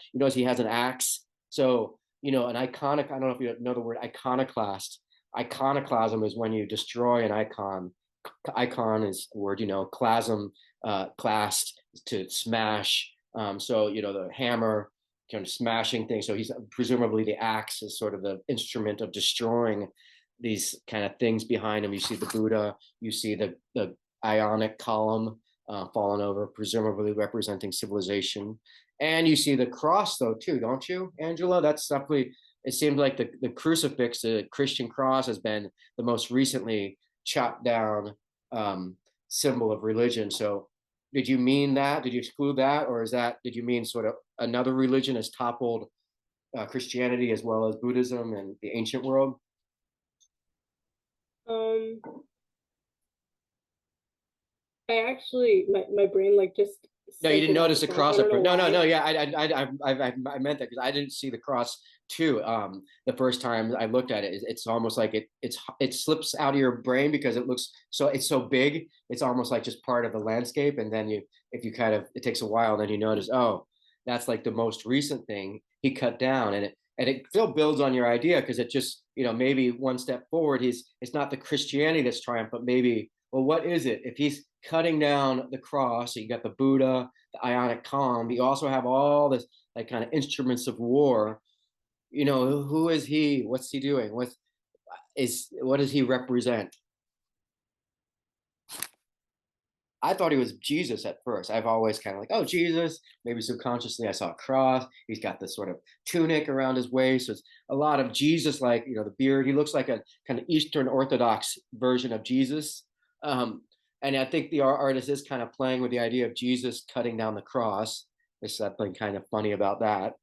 But I think personally, and before I say, any other comments on it? It's a beautiful, this is a standalone masterpiece. Just the colors that he's using are so wonderful. It just makes me want to go out and paint a figure with yellow and red. The first thing I want to go do after looking at it. You notice the feet look very similar to the feet of the skeleton from a moment ago. Let's see if I write about that. There's something kind of oddly similar. You notice he's got holes in his feet, so I guess those are the stigmata from Jesus. Whenever you see the stigmata, those are the sign, the marks where he was nailed to the cross. It looks like his hand has the stigmata, and the feet definitely have the holes. So he seemed to be kind of like an updated Christ who's chopped down the crucifix, kind of like George Washington chopping down the cherry tree, I guess.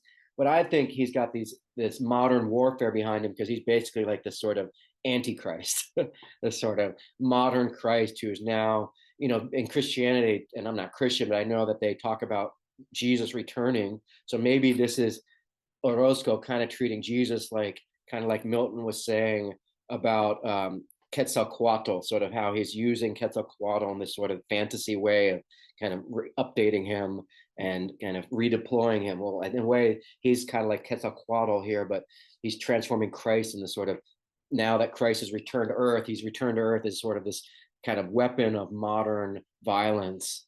It's definitely kind of he's in your face, looking right at you, not the frail Jesus Christ or the sort of forgiving one, but definitely the destructive kind of like the horseman of the apocalypse kind of Jesus here. And he's cut down the other religions and culture. So it looks like modern life is destruction and violence and cutting down culture. And as a whole, as a whole, then, and feel free to chime in if anyone else, let's see, feels like he's ready to fight. Yeah, it feels like, he's taunting you, getting you, kind of provoking you into a fight. Having that wide stance really is sort of a fighter's stance. It's not the contrapposto of someone feeling relaxed and humanizing him. It's very much an aggressive stance. Yes, Emmy. So this kind of feels like how Christianity is kind of pervasive, like in American culture, and how it's kind of like Oh, interesting. And how like it's kind of used as like a scapegoat in a lot of ways, and in many different forms. It takes a lot of different forms, but because it's like the largest religion, I believe, correct me if I'm wrong, but one of the largest religions in like the world, so it's kind of like this use of like Jesus and Christianity as being like because it's next to the other ones of like the other mural of like the education and Yeah. like critique of education, so it could be something related to how Christianity in like America is used as like destroy other cultures kind of thing. Yeah, I see that in the I see a lot of visual evidence for that kind of like, there's something innately perhaps about kind of this underlying Christian sense of imperialism, perhaps, maybe. There's certainly a lot of religion, excluding Buddhism perhaps, but a lot of religions definitely are sort of all or nothing kind of zero-sum game of, it's hard to have two people of different religions sort of find common ground because there's sort of a kind of a spiritual kind of polarity that sort of makes it hard to kind of find unity until maybe today perhaps we are a little more tolerant, but of course religion isn't as powerful perhaps as then. But I do agree that there's a strong suggestion here that Christianity is sort of has some violence, and it's sort of almost kind of something about it is perhaps armed the West, or something about Christian. He's definitely criticizing Christianity, because you see that earlier here with Hernan Cortez, the cross is definitely probably the same cross that's cut down there. And this whole side, this entire side of the mural is so negative on so many levels. And it's such a bitter view of this whole thing is the epic of American civilization, right? So on this side, you've really got you have human sacrifice. I think, Maggie mentions more to kind of matter of fact. And I do think there's a lot to suggest that it's not, you're not focusing on the emotions of the person being sacrificed. We're not necessarily supposed to sympathize with them. And this Quetzalcoatl figure is a kind of unifying figure, holding everything together. And I definitely think on this side, you don't quite have that figure, except perhaps Cortez and Zapata, but they seem so kind of almost aloof or indifferent or dispassionate. But I do wonder if maybe Zapata is very similar, supposed to be similar to Quetzalcoatl, as far as kind of somehow it's like Quetzalcoatl has been transformed into the modern versions without any of the prophetic and powerful, godlike benefits that you'll get. I can't remember why I felt like there's another connection here to Zapata, but I just feel like, there's something missing from this side, and that's sort of the Quetzalcoatl figure of sort of maybe civilization, because otherwise it seems like a pretty brutal and contemptuous view of the new world.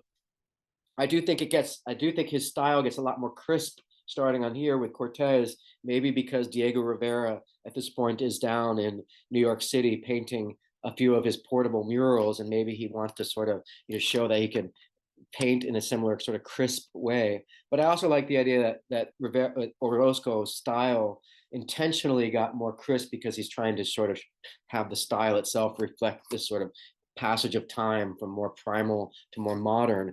But is there any silver lining to modern life here, as you can see it according to Orozco?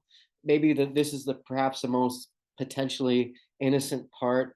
But even this, there's almost like the gold is mirrored by the wheat. And so they're both sort of the same thing, like profits, resources. The kids aren't smiling, they're not happy. Kids are staring at each other, kind of like they don't know how to even talk to each other.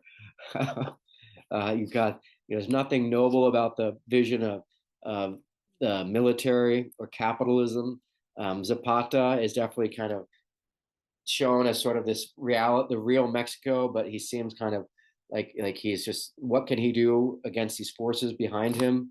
And then of course the whole entire murals, kind of the culmination is the criticism of education as a sort of nightmare. Imagine being at Dartmouth, you're a freshman at Dartmouth, fall semester, maybe you're visiting Dartmouth with your mom and dad, and you're like, let's go check out the Orozco murals, and you go in and you see this.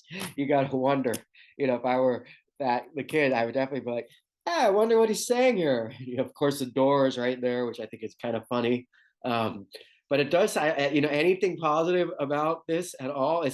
That could be why people are critical of the mural as well. Sadly, I don't have can't quite see what's going on in that little part there. Maybe here we could see a little better. But I really don't see much redeemable about the United States or capitalism or the New World history. And this is another skeleton, it looks like, underneath, what are those, wreaths? And a skeleton with boots on underneath a flag. Kind of, maybe that's the sort of a cartoon like final moment. of whatever figure this is. Yeah, it almost looks like maybe someone who's like a military. If you notice the burner is underneath. Usually you put reeds on a dead body. A flame commemorates the sort of the torch of life. Um, like this to me looks like all the fanfare and pageantry you might have with the idea of history and authority, but ultimately it's the same kind of image as the woman giving birth. It's just like a dead, skeletal vision of the world. Um, yeah, I love that he got that little bit up there at the top of the doorway. And of course, right there is the Jesus, and you've got the eagle. Oh, that's important. These are not eagles; these are vultures, right?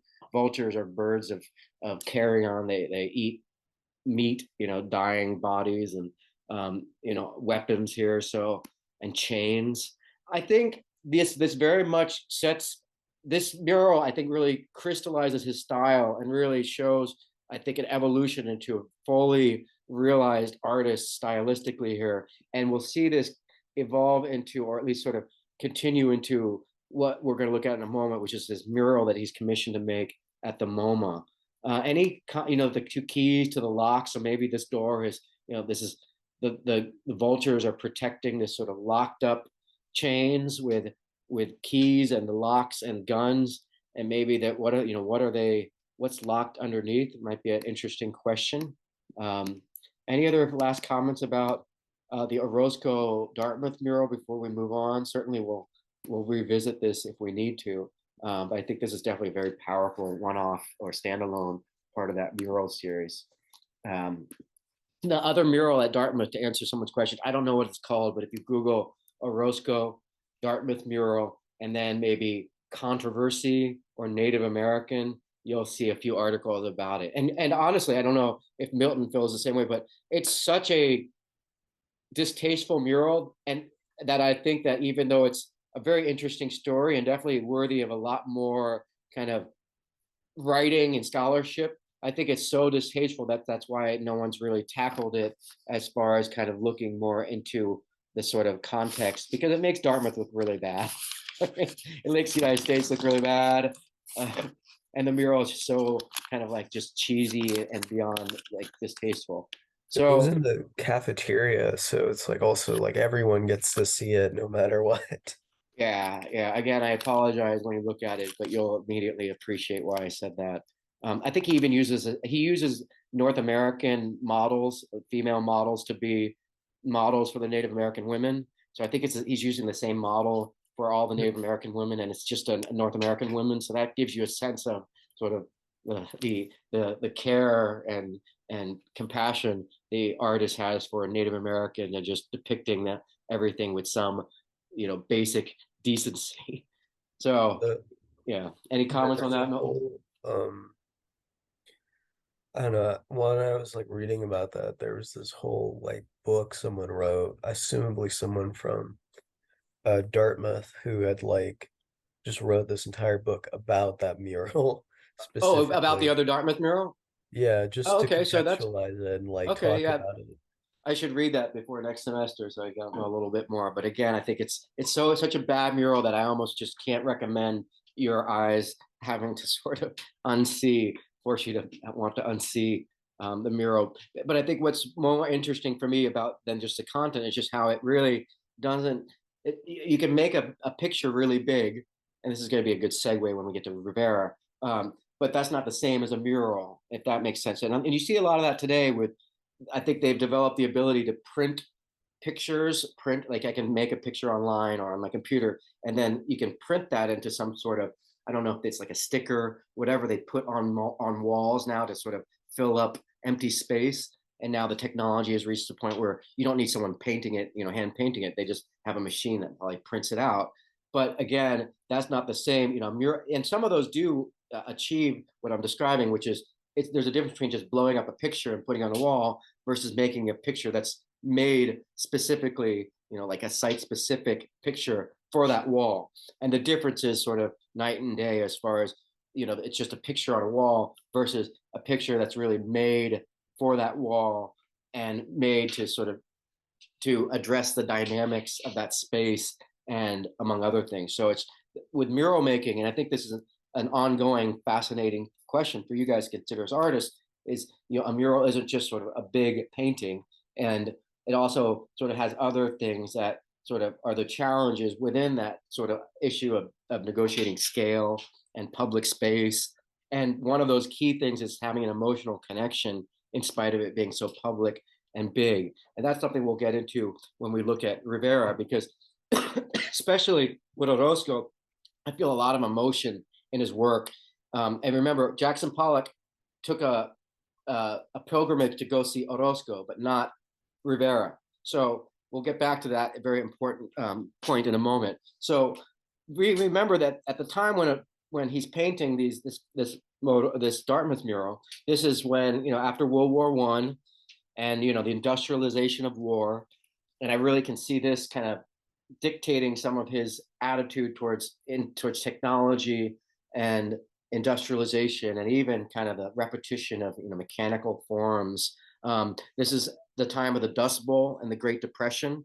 So Orozco is painting up in Dartmouth, not long after World War I, when you had this the most horrific example of industrialization of warfare, at the expense of environmental landscape, people's dignity, soldiers returning to their country, homeland, to their hometowns with horrible, wounds and deformities, and parts of their body blown off.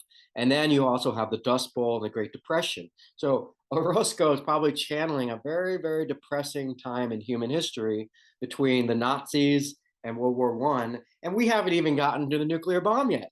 So, if he had lived just another 10 years, who knows how he would have, painted the Dartmouth murals, including the specter of nuclear war. But you really feel like Orozco's maybe channeling the real kind of nightmarish prospects that you might have felt in the 1930s, on the way to the Cold War, on the way to the nuclear age. Look at the size of how small those battleships are compared to that mushroom cloud.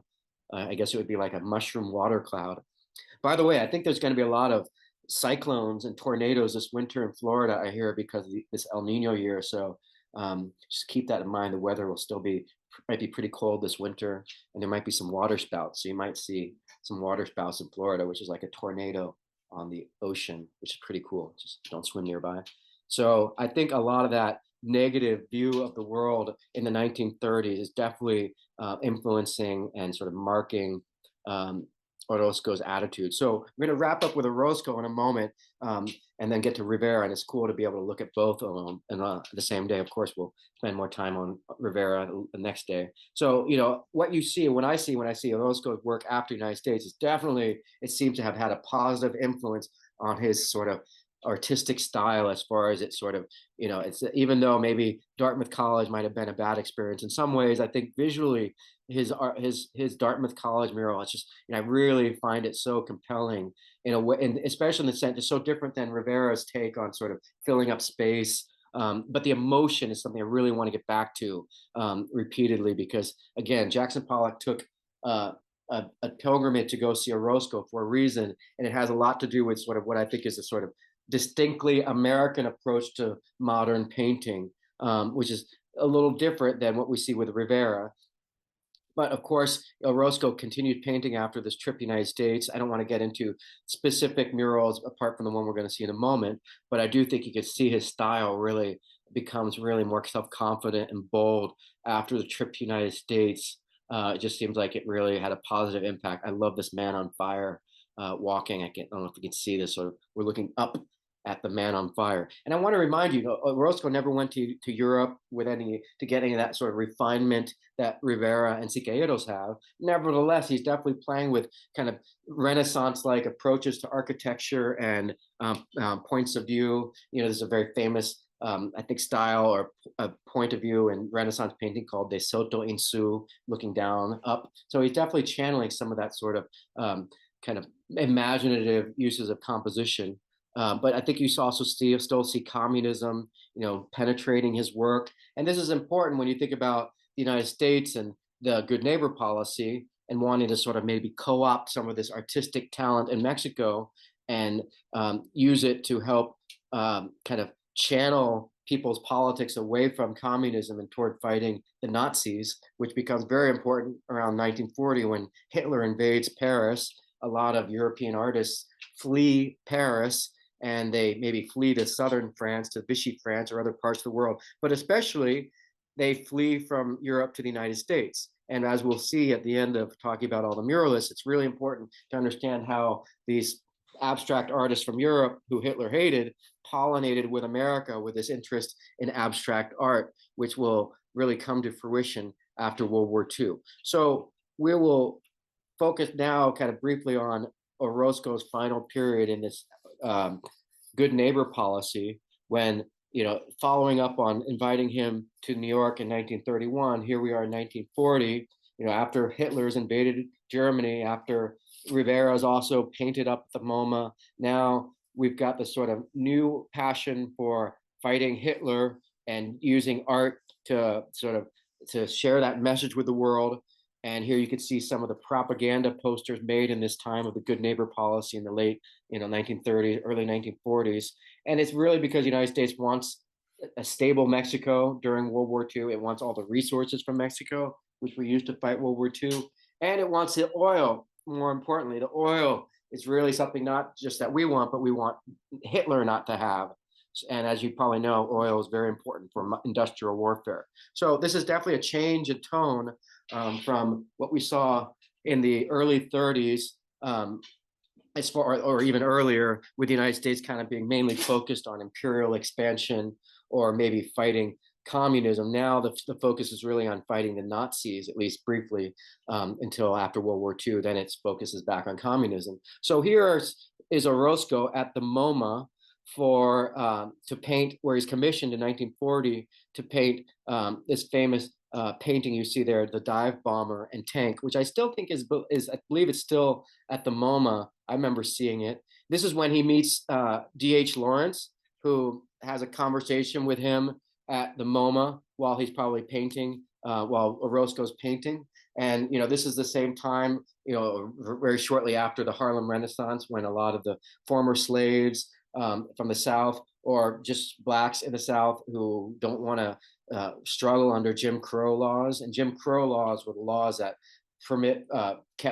maintain segregation, kind of prohibited or made it hard for blacks to vote in the South because of poll taxes, and all the other horrible things you probably know a little bit about from the South with segregation. But a lot of blacks fled or escaped or migrated to the North, including people who D.H. Lawrence documented in his famous migration series, as you can see here. And I think definitely it's pretty well established that his paintings were influenced by Orozco. So here we have Pollock and D.H. Lawrence. I might say D.H. Lawrence, Jacob Lawrence, not D.H. Lawrence. I'm confused. Say D.H. because that's the name of a famous English poet. But yeah, Jacob Lawrence, the painter here. And I think he's definitely responding, or maybe saw some of Orozco's migration series, maybe this perhaps, but I think more likely something like this, or just it was in the air generally. But I think there's a fun parallel for me, the idea of Orozco making his migration and also him tackling the subject of migration during the Mexican Revolution, and maybe Jacob Lawrence seeing a sort of that being a common theme, a common denominator of migration. And you see that today with some of Banksy's stencils, with people migrating away from capitalist overlords who are whipping them. And even throughout the art world today, I think a lot of migration is a very powerful theme, a very relevant, resonant theme for a lot of people, whether it's refugees or people seek asylum, or just sort of just the idea of people moving as part of globalization and transcending national boundaries. So what's going on? So here's Orozco's magnificent dive bomber and tank from 1940. And it's really a wonderful, I think, just a beautiful bookend. It's not the end of his career. He's got plenty of other work. We're not going to look at much more after this. But I think it's a wonderful kind of final note on this sort of trip to the United States that he took in the 1930s to paint the Dartmouth College, the mural, the Prometheus mural. And now he's commissioned in 1940, the year Hitler invades Nazi Germany, to paint this painting, which, considering what we just talked about with the Dartmouth mural being such a stinging critique of industrialization and warfare, well, here we have painting very much almost like a follow-up of the Dartmouth murals. But absolutely, this is meant to be a critique of Hitler, and maybe commissioned by the MoMA. Is he criticizing the United States still here? Is he criticizing Germany? What do you think's going on here? What's the big red thing in the middle? I give you the floor. Take your time. Think about this. What's going on here? Do you like this painting? Is there a focal point? What is it emotional? I feel like his work is very emotional, and I want you to remember this as we move forward with Rivera. This question of emotional, because I think that idea of an emotional connection at such a large scale is one of the greatest achievements of Orozco, and I think it's something to consider when we look at Rivera. So, what do you think's going on here? Remember the context: 1940. Hitler's just invaded Paris. This is commissioned by the MoMA. The Rockefellers are commissioning him to paint this mural. It's very big, but 6 different panels, and it's called Dive Bomber and Tank. Well, what's a dive bomber? When he says the word dive bomber, what's he talking about? Yes, Angela. It's like it's like a type of plane that's flown in the military. Yeah, and I think it might be the German dive bombers were used, or maybe even in Guernica, a bomber, the Stuka dive bombers, like were famously they figured out you have to really descend rapidly to dive in order for your bombs to accurately hit. And I think they made this whistling sound, and that's just sort of what I know from my German, or at least World War II history. So yeah, but I do think the dive bomber is meant to be a plane. So do you see the dive bomber in the painting, Angela? I'm not sure I see the dive bomber itself, but there's one thing there that kind of looks like a little torpedo-ish. Like what? Kind of torpedo-ish. Torpedo-ish, yeah. Which part? It's like on the second column. Yeah, it almost to me looks like I keep seeing a screw for some reason, a screw, but it doesn't have the rivets you need for it to be a screw. So yeah, it feels like it's almost like this kind of piece of military hardware, but everything kind of is tweaking it or transforming it just enough to kind of remove its sort of function in a way. Like it's suggestions, hints of things without fully realizing them. Yes, Bailey. I think it's the big red part of it at the back fin of the dive bomber, and then its side back. I don't know the terms for it, but the Yeah, back bottom fins of it, and it's that works for me.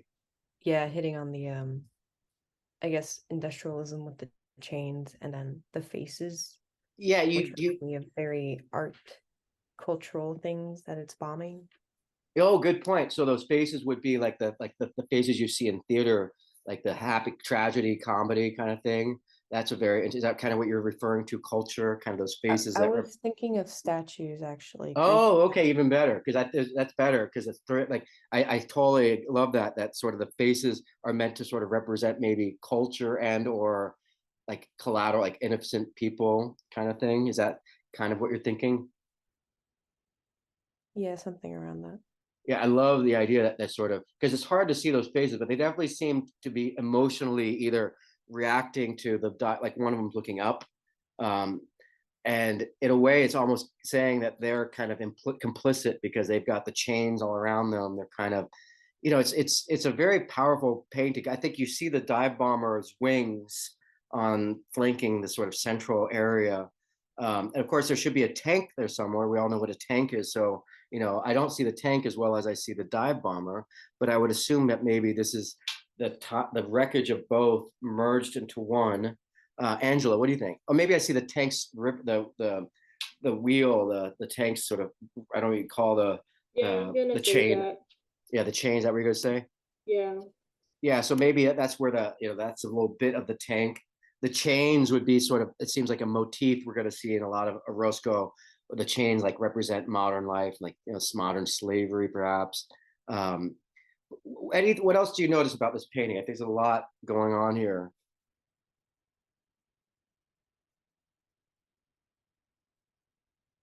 Do you see the figure there? Kind of, it looks like 2 figures almost underneath. It's very Guernica like painting. as far as the scope, the scale. And I think Guernica is a very important painting because it's sort of the beginning of this shift to abstract at a large scale, but he's still kind of using the figure, the human figure or the biological figure, including the horse, anything, a living figure as a sort of focal point for emotion, but while still being grounded in, some abstraction, or at least still floating away into abstraction. And something like this has a similar sense of scale. It's tackling historical subject, and kind of blending abstraction with, with something recognizable, something grounded. And where do you see emotion in this painting? Where is there an emotional connection for you, if at all? That on the faces that we can see at the bottom, kind of like one of the faces looks like they're looking up, kind of hopeless and scared. Yeah, I think I see all those emotions too. There's something about the way the eyes are shaped that feels like they're afraid, looking up in fear, probably at the dive bomber, right? Whereas, what about the other two figures? What are those emotions there, Daniel? They kind of feel to me, I want to say just dead already. Yeah, Like yeah. emotionless. Like And what makes you gone dead. what makes you say that what feels emotionless about them? What has the artist done that makes them feel less sort of like alive than that first figure you mentioned? I would say that the first figure, the one on the right, has pupils and the other ones don't. Good, good.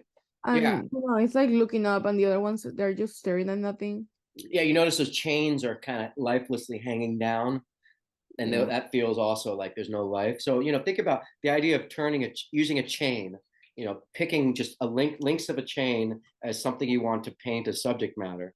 And as you're doing that, you're discovering like, oh, there's actually a lot of emotion in a chain. I can have it hanging lifelessly, or I can have it kind of flowing out of someone's nose and face. And he's adding this sort of anthropomorphic or emotional kind of layer to the chains that I think is really neat and really a wonderful discovery by him, because it's a lot of fun to paint like a chain. I would think he's great with these repeating forms, but to give a chain a lot of life and this sort of emotional connection for me is very interesting. And I don't see that necessarily. I mean, I see a lot of emotion when I look at the light bulb here.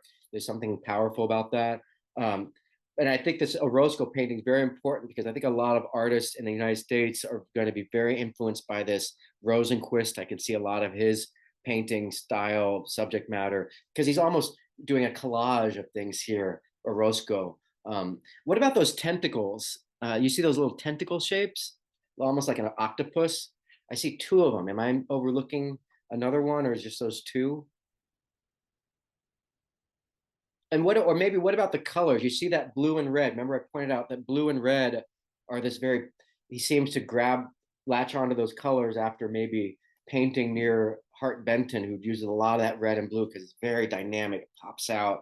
And he seems to want to use that red and blue emotionally in a lot of his works. And maybe that red is like Nazi Germany. Maybe that's what is, maybe it's sort of like a swastika that's broken up into pieces. But I'm interested in those tentacles because he added those two tentacle like things. What do you think those are? Because those are the most sort of, apart from the faces and those legs, those are the most sort of recognizably biological or sort of organic pieces here. And he definitely added them in places that sort of are visually pronounced enough to make it seem like they're something he wanted to really, make more visually significant than just an afterthought. What do you think? Are they tentacles? I don't see, like, they're not squid, they're not like octopus. Yes, Maggie. Maybe it's just bent metal. Okay, yeah, it could just be like bent pieces of metal that there seems to be like they almost feel like they're like that one tentacle sticking out of that hole. That definitely kind of makes me wonder what's he, is he just adding a kind of organic kind of, because it almost like a hair follicle sticking out of that hole there. And I also wonder about, why, because I wonder what the focal point here is. I think there's no intentionally no one focal point, because we're supposed to sort of appreciate it all as sort of an almost abstract mass of kind of nightmarish kind of amalgamation of industrialization and just destruction and war kind of like what you have in Guernica, but perhaps more industrialization. Here it's more like the planes actually falling on you rather than the bomb maybe exploding part of the house. But that's something to maybe think about, those tentacles. What is that? What's going? Are those parts of the chain link that have broken away? But this is, I think very a masterful work of art, really standalone. And you notice the scale is really important, and blurring that boundary between abstract and real is something you don't really see Diego Rivera do much, or we won't see him do much, except maybe in some of his early Cubist work that he does in Europe. So I think this really goes to show how powerful Orozco's influences on the United States, and especially in pushing this kind of line between abstract and sort of figurative that you see Picasso doing. So briefly, before we take a break, I want to show you this exhibit of work at the MoMA. This is the same exhibit from the 1940s when they invited Orozco to paint the one we just saw, the painting we just saw. You notice they have the palm frond out front. So this is a just fun little chance to see what they put on and display. Sadly, it's in black and white, so you probably can't appreciate the very colorful things we'll see. But it's also another chance to see how someone curated the history of Mexico, kind of similar to the challenge I faced with this class, but also each of the muralists faced with sort of how do you fairly and comprehensively and with right sort of your heart in the right place represent Mexican art or Mexican history. So here we are going into the MoMA back in 1940, and you can see kind of some of the things they put on display. And this is going to be a great segue into Rivera, because we're going to see him more so than Orozco celebrating Aztec history and really trying to resurrect Aztec culture using his paintbrush. And in Orozco, yeah, you see a lot of interest in Mexican history, but with Rivera, he's literally collects artifacts and creates a museum of artifacts. Don't you love the statue of Quetzalcoatl here, the snake skirt? That's just wonderful. This is more Baroque sculpture that you see from Catholicism in the 1700s. Very emotional, kind of almost creepy. It's like living sculptures, painted mannequins, very, very vividly painted, very kind of glossy, and some with sort of blood. It's just very kind of the most bizarre part of the Spanish Baroque. Yeah, I think these are probably blending, showing the blending of Inca or Mexican, Aztec or Maya culture with maybe Spanish culture, but not far off from some of the things we've seen. This is great. I love that they have some of it's probably like a piñata or some sort of sculpture floating in the air. I love that they have some of these things like this floating.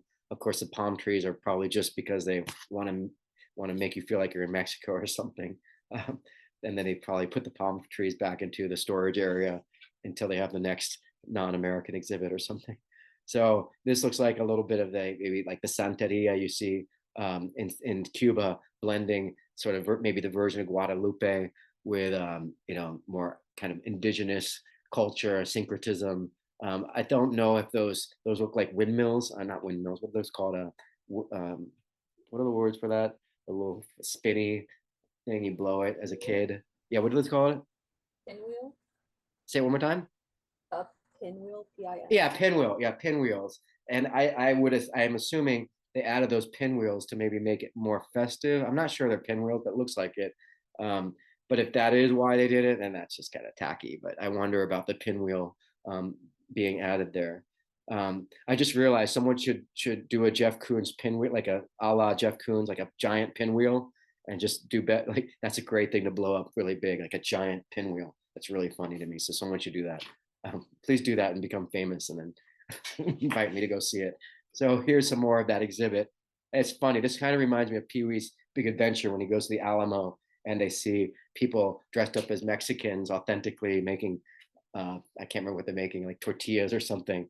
And it's not, there's nothing wrong with, showing outfits and costumes and culture as well as you can. It's sad we can't see this in color. And I think you could see the MoMA is trying to be comprehensive, or trying to kind of bring Mexico to life, but still within the format of a museum. So it's almost funny. Got a guardrail so people don't walk in there, and it's almost like puppets. It almost looks like the Natural History Museum But I appreciate that they're not just putting paintings up; they're trying to show, include folk culture, because the MoMA is usually where you don't put folk art in the MoMA, you put high art, upper echelon art. So I think they're trying hard here. They're trying to be good neighbors with Mexico here. Here's some of the ex voto paintings. We'll see these inspire Frida Kahlo's work. Here's some of the Posada caricatures and wood carvings that kind of predated some of the Mexican muralists. And here, of course, is the dive bomber and tank that Orozco made for this exhibit. So it's a really interesting exhibit showing a lot of the range and history of Mexico. Here's a little more modernist paintings from Mexico, and we haven't really gone into modernism in Mexico. We'll talk a little bit more about that with Diego Rivera, but really it's the muralism that's so big that it sort of kind of it defies modernism, which is much smaller and kind of more prone to abstraction than what we see with muralism and public art. Here's probably Tlaloc, the god of the rain, the Aztec god, lounging in the former sculpture garden at the MoMA. I remember going to the sculpture garden growing up. I love that they put these Aztec statues in the sculpture garden at the MoMA. That's really awesome to me. That's like the equivalent of, Orozco using Quetzalcoatl. There's something just bizarre about seeing these Aztec gods now reclining in Manhattan, the epicenter of the modern world. And here we see some examples of Orozco and Siqueiros and Diego Rivera's work. We're going to look at the one on the right in our next artist. That's the Revolutionary Trinity, I believe. I might be getting that wrong. And here you can see more of the sculpture garden showing. And this is a little weird, kind of wonky, putting up the what do you call this? Tent, but I guess they just wanted to kind of make you feel like you're in Mexico or something. Here they are raising the god Coatlicue, I guess using different segments. It's very funny to sort of see these almost like these look like some of the workers we see in some of these murals from this time, and now they're kind of lifting the Aztec god and putting her into place in the heart of Midtown Manhattan, which I think is just so cool. It's like a Twilight Zone or something. And there's Frida Kahlo, the two Fridas. And you realize here that how poorly the black and white, how it doesn't do justice to the colors. There's another Frida Kahlo there on the left. I think it's What the Water Gave Me from the early 30s. So, but what a wonderful exhibit to really kind of show this good neighbor policy, trying to build fences with Mexico by welcoming these celebrated artists from Mexico, both to make a mural, movable, portable mural for the MoMA, also to improve relations with Mexico, and all in the name of kind of fighting Hitler and stopping the advancement of the Nazis. So remember, Pollock didn't take any road trips, at least no famous road trips, no noteworthy road trip to go see Rivera's murals. And I want you to keep that in mind as we move into the next section when we look at Rivera, to remember that there's something about Orozco's work, and I think Pollock points out, it's the expressionism, the sort of emotion that Orozco really achieves. And so when we move to Rivera after the break right now, I really want you to keep in mind this question of sort of preserving a sense of emotion, or even a feeling of somehow a one-on-one connection, even at the scale of a mural.